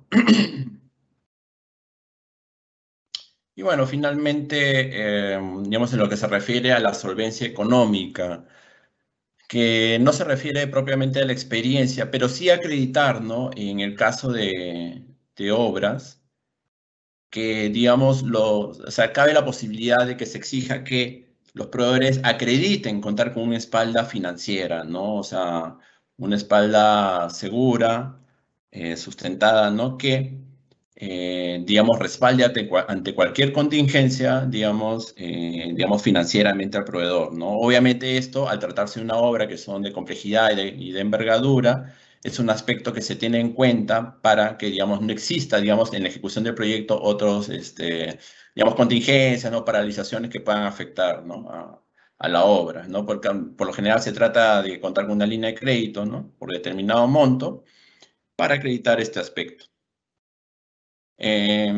Y bueno, siguiente, por favor. Bien, bueno, con eso damos por concluido básicamente los aspectos que debe contener el requerimiento. He tratado de abordar de la manera más integral posible, digamos, los aspectos que debe comprender esta importante figura, ¿no?, en el ámbito de las contrataciones. Es importante que tengan en cuenta, digamos, todos los consejos, ¿no?, o los pros y los contras que puede llevar a cabo entre hacer adecuadamente un requerimiento y no hacerlo adecuadamente, ¿no? De ello mucho depende el éxito de la contratación. Finalmente ello se va a plasmar en la ejecución contractual y finalmente ello se va a plasmar no solo en la satisfacción del interés de la entidad, ¿no? Sino en la satisfacción de los beneficiarios de esa contratación, ¿no? Que por lo general son los ciudadanos, ¿no? Entonces, espero haber ayudado en ello y nada, ha sido un gusto para mí, muchas gracias y a continuación pasaremos a la etapa de preguntas. Gracias, Héctor, por tu exposición. Ahora pasamos a nuestra ronda de preguntas. En esta sesión, nuestro panelista va a dar respuesta a las preguntas que hemos recibido de parte de nuestros participantes durante el proceso de inscripción a esta conferencia. Asimismo, nuevamente les pedimos que registren su asistencia completando el link que aparece en el chat en la opción preguntas y respuestas del evento. Bien, Héctor, vamos a pasar a la primera pregunta. Primera pregunta. ¿Existe alguna modificación, cambio o actualización en la formulación de requerimiento que se mencione en el Decreto Supremo 162-2021-EF? A ver, Héctor. Tu micrófono, Héctor. Ya, ahora sí. Sí, en efecto, ¿no? En relación con la pregunta, conforme está indicado, digamos, recientemente, bueno, y exactamente el 26 de junio de este año, se publicó el Decreto Supremo 162-2021, EF, aprobando diversas modificaciones al reglamento de contrataciones, ¿no? Entonces, entre las modificaciones aprobadas, si bien es cierto, son de distinta índole, sí hay algunas referidas al requerimiento propiamente, ¿no? Y tiene que ver, digamos, por un lado, con el listado de requerimientos homologados, ¿no? Esto ya es un poco de lo que hemos hablado, la homologación, ¿no? Que es la labor que se lleva a cabo conjuntamente, que proponen los ministerios, ¿no? Y que está a cargo de Perú Compras, ¿no? Pero como ya he explicado, ¿no? Al inicio de la exposición, ¿no? Se establece, digamos, una serie de requerimientos que pueden ser homologados, homogenizados de alguna forma, para que, digamos, ya las entidades no tengan que estar haciendo indistintamente cada uno de sus requerimientos. Entonces, digamos, un tema importante, ¿no? Que es mencionar es que se ha modificado un tanto la denominación de lo que se debe considerar, ¿no? Respecto a esta homologación, y se ha implementado la denominación del listado de requerimientos homologados, ¿no? Y ello un poco para ayudar a los operadores a tener, digamos, ya un listado esquematizado de todos los requerimientos que sean homologados, para que simplemente acudan a este listado y puedan ver, digamos, cuáles ya han sido homologados y, digamos, contraten de acuerdo a esa homologación aprobada, ¿no? Es un poco el símil que se ha querido hacer con el listado de bienes y servicios comunes de subasta inversa, ¿no? Que ustedes entran al SEACE y pueden ver todo lo que está por subasta inversa y que, de ser el caso, se debe comprar a través de dicha modalidad. En este caso, se ha establecido que, a través de esta modificación del reglamento, que, digamos, se establece, digamos, un listado homologado para que las entidades, de requerimientos homologados, perdón, para que las entidades acudan a ello y pueda ser más práctico, ¿no? Identificar, digamos, estos requerimientos justamente, ¿no? O sea, también es importante mencionar también sobre las modificaciones que se han dado recientemente, ¿no? Del reglamento. Digamos, la modificación al artículo 49, ¿no? Específicamente al literal B del numeral 49.2, referido a los requisitos de calificación justamente que estábamos hablando, pero en referido a la capacidad técnica y profesional, digamos, del personal clave, ¿no? Como les he comentado, como requisito de calificación, ¿no? Y de acuerdo a lo que está establecido en la base estándar, se prevé para ciertos objetos que el proveedor cuente con determinado personal clave. Sin embargo, en el artículo 49, digamos, había una precisión, ¿no? Porque antes la norma te señalaba que las calificaciones del personal pueden ser requeridas para servicios en general, obras, consultorías en general y consultoría de obras. O sea, ¿qué quería decir esto, no? Que las calificaciones del personal, ¿no? Ya sea su experiencia, su formación académica, con que debe contar este personal clave, podía ser requerido, o sea, era facultativo. No era obligatorio de acuerdo a lo que estaba establecido en la normativa de contrataciones. Ahora, con esta modificación, para el caso de consultoría en general y consultoría de obras, se ha establecido que es obligatorio que los requisitos de calificación comprendan calificaciones y experiencias del personal clave, ¿no? ¿Y ello por qué? Porque, digamos, en estos objetos puntualmente, en el caso de las consultorías, ¿no? Que son prestaciones especializadas, ¿no? Para hacer documentos especializados, ¿no? O sea, ya sean estudios bien técnicos, ¿no? O en el caso de consultoría de obras para la elaboración del expediente técnico, que son bien complejos, se requiere que el personal tenga necesariamente calificaciones que lo hagan apto para el cumplimiento del objeto. Entonces, antes, incluso a nivel de reglamento al menos, se establecía, digamos, que era facultativo, ¿no? Y sin embargo, ya esto no es así. Se ha establecido a nivel de reglamento que necesariamente se deberá incorporar estos requisitos de calificación en esos objetos, ¿no? En consultoría en general y en consultoría de obras.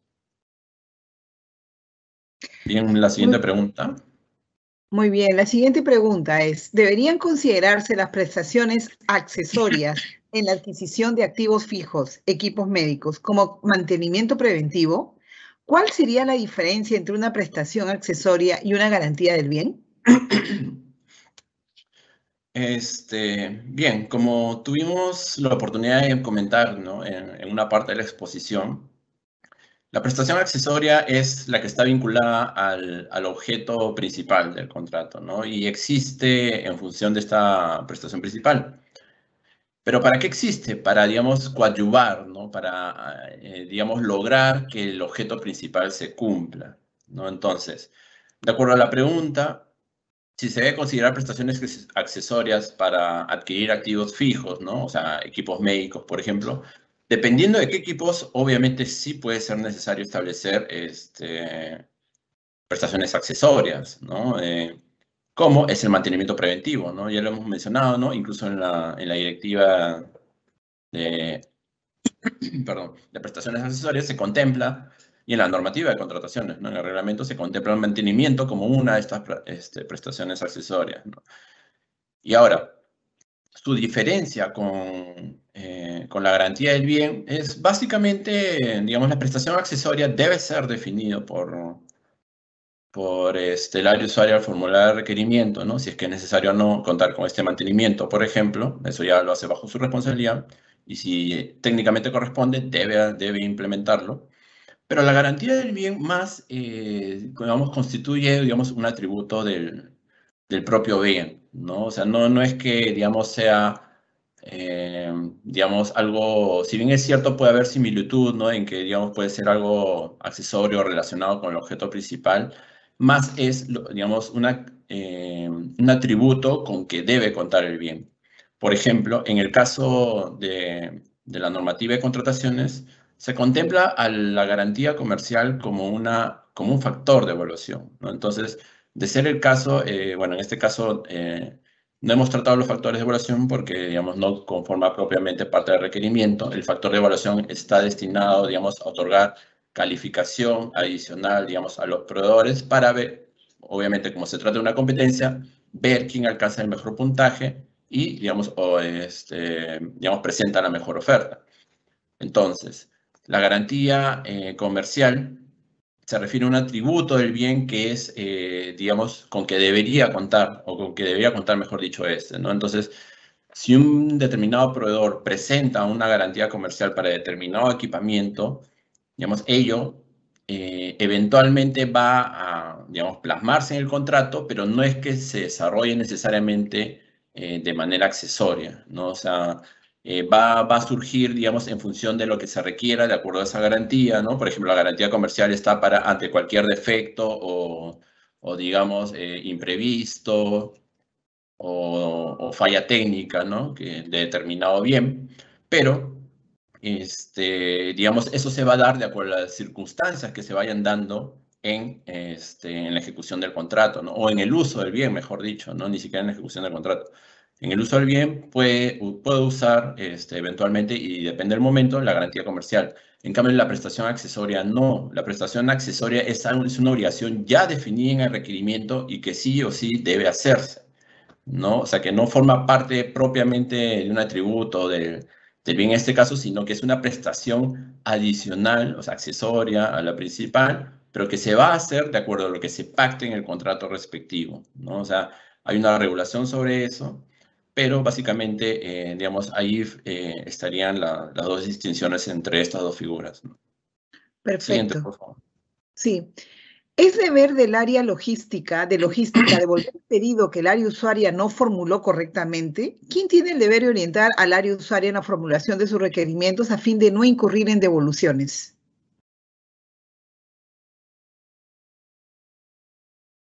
Ya, a ver si me ubican la pregunta. Ya.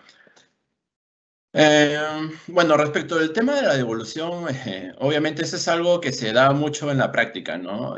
Muchas veces, a veces por la premura, ¿no? Un tanto por el desconocimiento, a veces por la rotación del personal, se envía información incorrecta, ¿no? Entre áreas, ¿no? La coordinación clásica es entre el área usuaria y el órgano de contrataciones, y muchas veces cuando ante defecto de lo que le envía el área usuaria, el área de contrataciones lo devuelve, ¿no? Y así a veces están remitiendo información, ¿no? Pero, o sea, más allá de quién debe devolver o quién debe, o culpa de responsabilidad de quién, ¿no?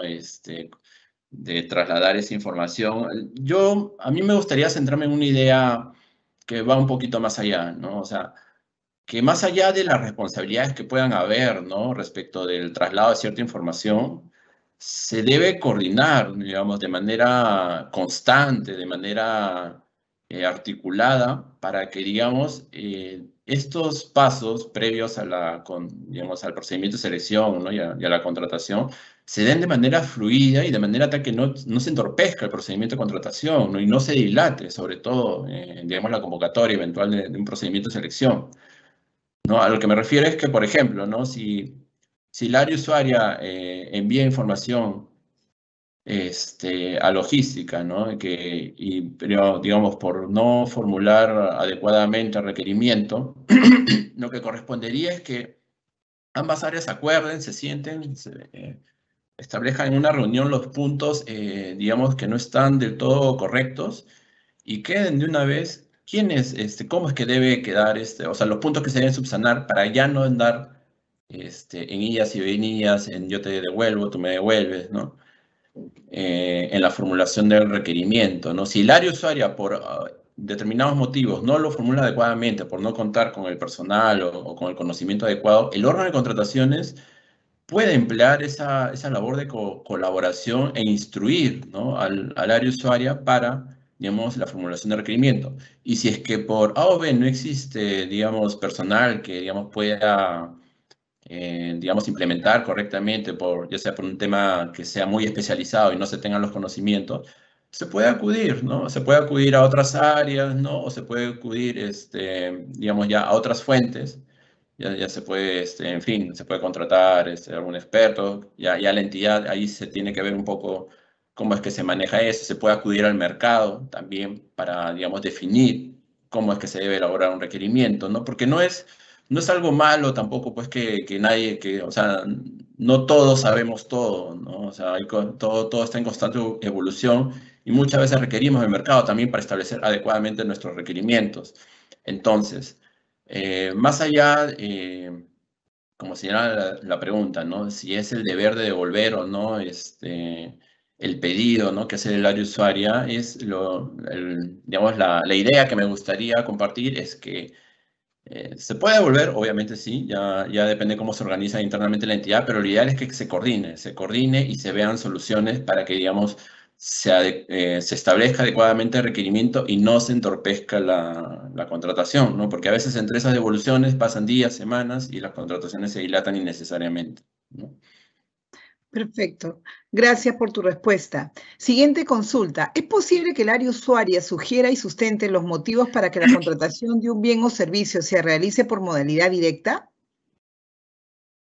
Bien, en cuanto a lo que se menciona en la pregunta respecto a la modalidad directa, Voy a partir de la premisa que se refiere a, digamos, una contratación directa, ¿no? Que, digamos, se trata de supuestos expresos previstos en la normativa de contrataciones, en virtud del cual no se requiere hacer un procedimiento de selección, ¿no? Los casos típicos son los, bueno, desabastecimiento, situación de emergencia, proveedor único. En estos casos, el área usuaria puede participar en, digamos, en la elaboración del sustento, ¿no? Sin embargo, lo que la norma exige es la elaboración de un informe técnico, ¿no? Que sustente la contratación directa, ¿no? Un informe técnico y a su vez también un informe legal.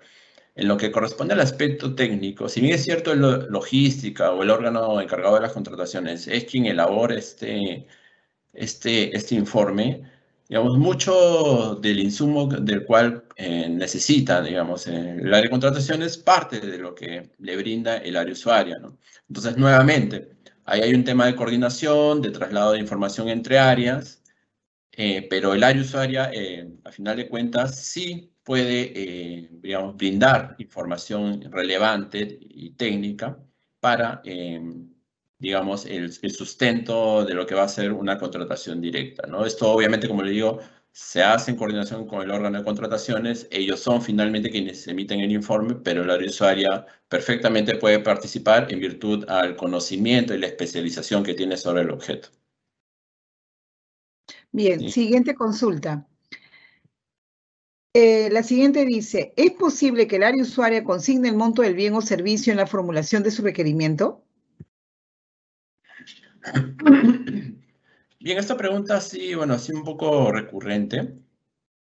En principio, el área usuaria no es quien define el monto del bien o del servicio a contratar, ¿no? Eso es una labor, sí, ya propiamente del órgano encargado de las contrataciones, que al momento de salir a hacerles indagaciones sobre la base de la información que le traslada el área usuaria, determina cuál va a ser, digamos, el valor de la contratación, ¿no? El monto de la contratación, ¿no? El valor estimado, al menos en el caso de bienes y servicios.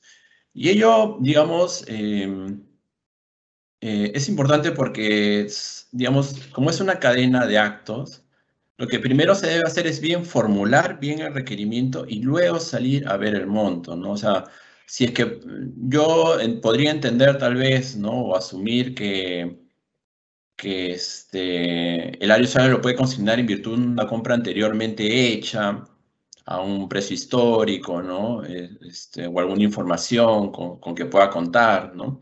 Pero, digamos, eso no necesariamente, o esa información que puede estar manejando el usuario, no necesariamente sea lo que se refleje al día de hoy. Entonces, por eso es importante que para cada contratación se realice la respectiva indagación de mercado, ¿no? Porque si yo salgo con un precio, un monto que no corresponde, al final, obviamente, al no ajustarse al mercado, no voy a tener participantes que me oferten, digamos, sobre la base de ese monto. Entonces, más allá de la información que pueda contar la área usuaria, ¿no? Y que en principio, como les digo, no es que a los llamados a determinar ese monto, es el órgano de contrataciones a través de la indagación respectiva quien debe determinar el monto de la contratación. Bacán, bien. ¿Qué son los requerimientos homologados? Bueno, esto es un poco también ya para reiterar, refrescar un poco lo que ya se ha comentado, ¿no? En términos concretos, ¿no? La homologación es el proceso mediante el cual el Poder Ejecutivo, ¿no? A través de los ministerios, formulan políticas para uniformizar las características técnicas y o requisitos de calificación de los requerimientos relacionados al ámbito de sus competencias, ¿no? Por ejemplo, el Ministerio de Salud puede establecer homologación, ¿no? Para, digamos, determinado equipamiento médico o temas relacionados con el sector salud, ¿no? El Ministerio de Transportes también puede homologar, digamos, determinadas contrataciones para, por ejemplo, la construcción de carreteras, ¿no? O de obras de infraestructura relacionadas al ámbito de su competencia, ¿no? Entonces, ello se realiza sobre la base de lo que está, digamos, de la normativa que maneja Perú Compras. Y una vez que el ministerio aprueba una ficha que contiene el requerimiento homologado, Esto pasa al listado, ¿no?, de requerimientos homologados y las entidades públicas que requieran ese objeto tienen que atender, digamos, a ese requerimiento para efectuar su contratación, ¿no? Bien. ¿Cuáles son los principales errores en la elaboración del requerimiento? Bueno, algunos ya los hemos mencionado, ¿no? Básicamente, hacer requerimientos deficientes, ya sea por la premura o desconocimientos, no se establece cabalmente, ¿no?, el requerimiento. Ya he mencionado, ¿no?, que si es que no se tiene toda la información, se puede acudir al mercado, se puede acudir a otras áreas para que, digamos, ayuden a hacer un requerimiento adecuado, ¿no? Igualmente, el expediente técnico, la gran mayoría, bueno, o en muchas obras al menos, lamentablemente no está correctamente elaborado, ¿no? Entonces, ahí se tiene que trabajar mucho para que las entidades, para que, digamos, hacer todo el esfuerzo posible para elaborar adecuadamente sus expedientes técnicos, ¿no? Otros errores, bueno, siempre, pues, también por desconocimiento, a veces no tanto dirigir la compra, ¿no? Hacer referencia a marcas, o productos específicos, ¿no? O descripciones específicas, ¿no?, que orienten la compra, a pesar de que no hay un procedimiento de estandarización de por medio, ¿no? Y bueno, también la falta de coordinación y articulación para elaborar el requerimiento, justamente de lo que hablo, ¿no? Las devoluciones, los carteos y a veces dejar a pasar el tiempo innecesariamente, eso afecta bastante mucho la contratación, ¿no? Entonces son aspectos importantes que se deben evitar. Bien. Siguiente consulta. Si mi entidad desea adquirir computadoras para diferentes oficinas, ¿quién debe realizar el requerimiento? ¿La oficina de informática o las distintas oficinas de acuerdo a su necesidad? Bueno, como idea general, como ya se ha mencionado también, el área usuaria es a quien debe satisfacer su necesidad, básicamente. O también puede ser el área usuaria quien, da su especialidad y funciones, canaliza los requerimientos formulados por otras dependencias, ¿no?, que colaboran y participan en la planificación de las contrataciones. Y posteriormente da la conformidad, ¿no?, de lo que se compre. ¿Y esto por qué es importante mencionar, no? O sea, porque el área usuaria, en virtud de la especialidad, no necesariamente es la única en la que se va a satisfacer su necesidad, ¿no? O sea, puede satisfacerse en la necesidad de diversas áreas, pero en función a su conocimiento y especialidad, puede establecerse como área usuaria, ¿no? Y en el caso de computadoras, en efecto, puede establecerse perfectamente que la oficina de informática o la OTI, ¿no?, o la que haga sus veces, ¿no?, digamos, sea el área usuaria de la contratación, ¿no?, por la especialidad misma, ¿no? Si yo contrato computadoras para todas las oficinas de la entidad, ¿no?, obviamente no resulta tan conveniente, ¿no?, que cada área, pues, sea el área usuaria, ¿no? No hay mucha lógica, peor aún si es que funcionan como una sola entidad, ¿no? Si es que, digamos, el conocimiento lo tiene, digamos, el área informática, obviamente ellos son los llamados a hacer el área usuaria porque, digamos, uno, van a poder formular adecuadamente el requerimiento de las computadoras, ¿no? Dos, van a, digamos, tener conocimiento de cómo va a funcionar ello y van a poder dar la conformidad posteriormente para, digamos, una vez que se adjudique el procedimiento de selección y se lleve a cabo, ¿no?, la ejecución del contrato, ¿no? Entonces, posteriormente, ya una vez culminada la contratación, ya se repartirá la computadora a todas las áreas, pero el área usuaria habrá sido la oficina de informática. Y por eso no hay ningún problema. Bien. Siguiente consulta. Si se modifica un requerimiento después de declarar desierto un procedimiento de selección, ¿es necesario probar nuevamente el expediente de contratación y convocar un nuevo procedimiento? Ya, bueno, acá es importante mencionar que, de acuerdo a la normativa de contrataciones, la declaratoria de desierto no implica la culminación de un procedimiento de contratación, ¿no?, de selección. No hay supuestos acotados en los cuales culmina un procedimiento de selección, pero el desierto no es uno de ellos, ¿no? Entonces, lo que corresponde es que se efectúe la siguiente convocatoria, considerándose como parte de una misma contratación. Ahora bien, producto de la declaración de desierto, las entidades se encuentran en la obligación de realizar la evaluación de por qué se declaró desierto el proceso. Si es así, y si esto amerita, digamos, una modificación de algunos aspectos de requerimiento, y bueno, del expediente de contratación, este sí tiene que ser nuevamente aprobado antes que se realice la siguiente convocatoria, ¿no? Entonces, la respuesta es sí y no corresponde convocar un nuevo procedimiento de selección, ¿no? Bien. Siguiente consulta. ¿El órgano encargado de las contrataciones, OEC, tiene la obligación de revisar las especificaciones técnicas y o términos de referencia? Bien, bueno, ello también es algo que se consulta en varias oportunidades. En principio, bueno, y esto el OCE también ya lo ha señalado en alguna opinión, que, digamos, no existe una obligación que la normativa de contrataciones imponga al órgano encargado de las contrataciones para que revise, no haga una especie de supervisión de las características técnicas, ¿no? De los términos de referencia, ¿no? En principio, digamos, quien debe el llamado siempre el responsable es el área usuaria, ¿no? Obviamente en coordinación con el órgano de contrataciones, pero no es que este último tenga que revisarlo, ¿no? Sin embargo, como siempre destaco la idea de coordinación y todas las áreas, es importante destacar, trabajamos para un mismo fin, ¿no? El órgano de contrataciones también, en función a su experiencia, a su conocimiento, puede advertir, sí, ciertamente, algunas incorrecciones, ¿no? Algunos errores en el requerimiento, ¿no? Y ello es normal, ¿no? Y si es así, lo que correspondería es que sí haga de conocimiento al área usuaria sobre ello, ¿no? Para que se adopten las medidas correctivas, ¿no? Esto también, y del mismo modo, ¿no? Si al llevarse a cabo la indagación del mercado se advierte que realice el órgano de contrataciones, ¿no? Si allí advierte algún error, ¿no? O que, por ejemplo, lo que requirió el área usuaria ya no se ajusta al mercado, entonces sí puede sugerir al área usuaria hacer modificaciones al requerimiento, ¿no? Entonces, nuevamente, no es que exista obligación per se, pues, en este caso, de que el órgano de contrataciones tenga que sí o sí revisar el requerimiento entregado por el área usuaria, pero en función a sus labores, eventualmente sí lo va a advertir, ¿no? Y si es así, siempre en este ánimo, pues, de alcanzar la finalidad de la contratación, corresponde advertir esas falencias, ¿no? Y adoptar las medidas correctivas para que la contratación se lleve a cabo de manera adecuada. Bien. Siguiente consulta. ¿Existe base legal sobre el contenido de un requerimiento?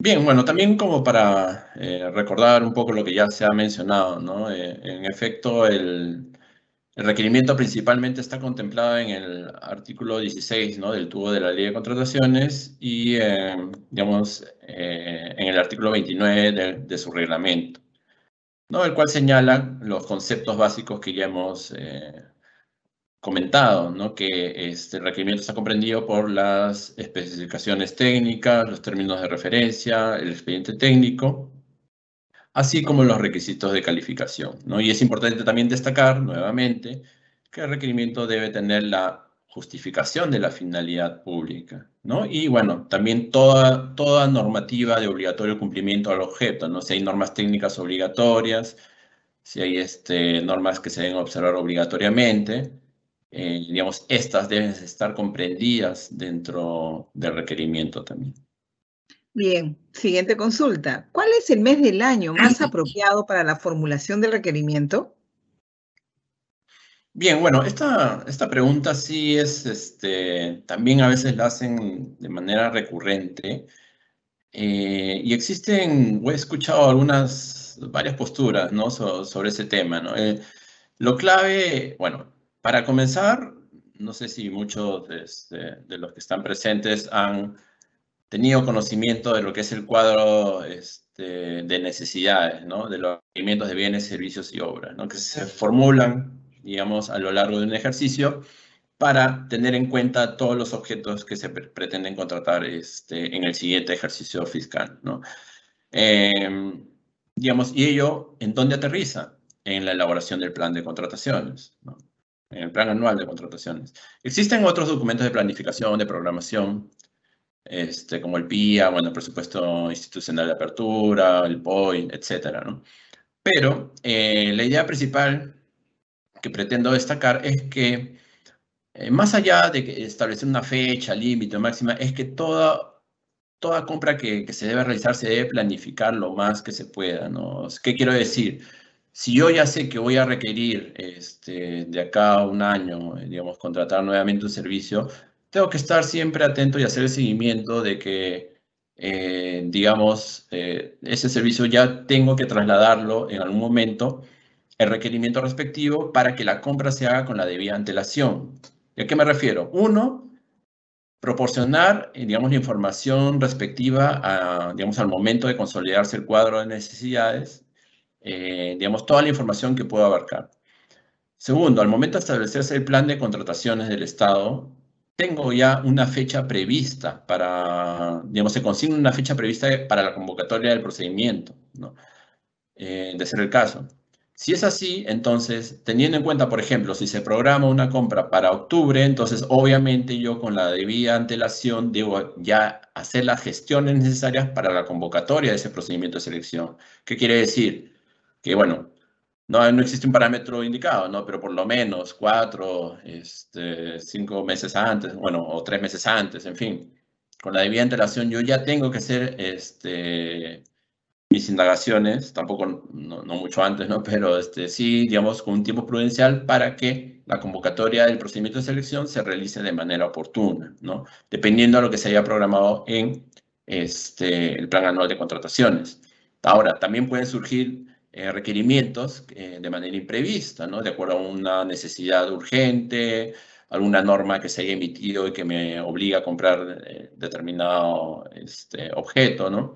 Eso igualmente lo voy a tener que incluir en el plan anual de contrataciones. Obviamente, ahí voy a contar con mucho menor tiempo, pero porque es algo imprevisto, pero igual se tienen que llevar a cabo las gestiones necesarias. A lo que voy es que no es que necesariamente existe un tiempo, pero sí, pues, obviamente, desde el cuadro de necesidades que yo formulo para el siguiente año fiscal hasta lo que yo voy programando desde el inicio del año, ya debo hacer las coordinaciones para que las convocatorias que yo programe en el año se realicen con la debida anticipación y estas pueden realizarse en esa manera oportuna. Muy bien. Gracias por esa precisión. Siguiente consulta. ¿La ley de contrataciones del Estado es aplicable a las compras menores de 3 UITs? Bien, bueno, acá simplemente me quedaría acotar que las compras menores a 3 UITs o incluso las menores a 8 UITs están fuera del ámbito de aplicación de la ley de contratación, ¿no? Como señalé, este es un supuesto que está fuera del ámbito de aplicación de la ley de contrataciones. No se aplican las normas de esta ley. Sin embargo, si se deben considerar en general en toda contratación todos los principios que deben inspirar las compras públicas. Y además, sí, a pesar de que está fuera del ámbito de aplicación, está sujeto al ámbito de supervisión de los, ¿no? Entonces, al momento de establecerse igualmente estas compras menores a 8 ITs, se deben tener en cuenta, como ya señalé, los principios básicos, los parámetros adecuados, ¿no? Un requerimiento igualmente formulado adecuadamente para que se cumpla el objeto de la contratación y la finalidad pública que se persigue con él. Muy bien, Héctor. Y como última pregunta para cerrar, ¿cuándo se formulan los requerimientos? Cuando se formulan los requerimientos, ¿deben especificarse las marcas? Bueno, también ya como se ha señalado, no debe especificarse las marcas. No se puede ni hacer referencia a marcas, ni orientar, ni siquiera con la descripción, alguna marca o algún proveedor en específico, ¿no? Salvo que se trate de un procedimiento de estandarización, ¿no? Ya se explicó, ¿no? Que si es que requiero una marca específica por un equipamiento preexistente, puedo hacerlo, pero siempre que el titular de la entidad o el funcionario competente apruebe, digamos, contratar esa marca y después de ello podré convocar un procedimiento de selección haciendo referencia a ese tipo de marca, ¿no? Bien, Héctor. Con eso cerramos tu participación para que te despidas. Ok, bueno, nuevamente ha sido un gusto. Espero que esta exposición sea de mucha ayuda para todos ustedes, los interesados en este tema de contrataciones que venimos implementando y que tratamos de hacer los mejores esfuerzos para, digamos, fortalecer la normativa y sea más beneficioso para las entidades, los funcionarios, servidores públicos y sobre todo para los ciudadanos en general. Muchas gracias. Muchas gracias, Héctor, por tu participación en este evento. Agradecemos a todos los participantes por habernos acompañado en esta conferencia, Formulación de Requerimiento en el marco de la Ley de Contrataciones del Estado, la misma que fue organizada por el Ministerio de Economía y Finanzas. En caso tengan consultas adicionales, Pueden realizarlas a través del correo electrónico dga@mes.gov.p, el mismo que aparecerá en pantalla. El video de la conferencia será publicado en el canal de YouTube del Ministerio de Economía y Finanzas. Los invito a suscribirse a este canal para recibir alertas cada vez que subamos un video. Que tengan todos muy buenas tardes y hasta pronto.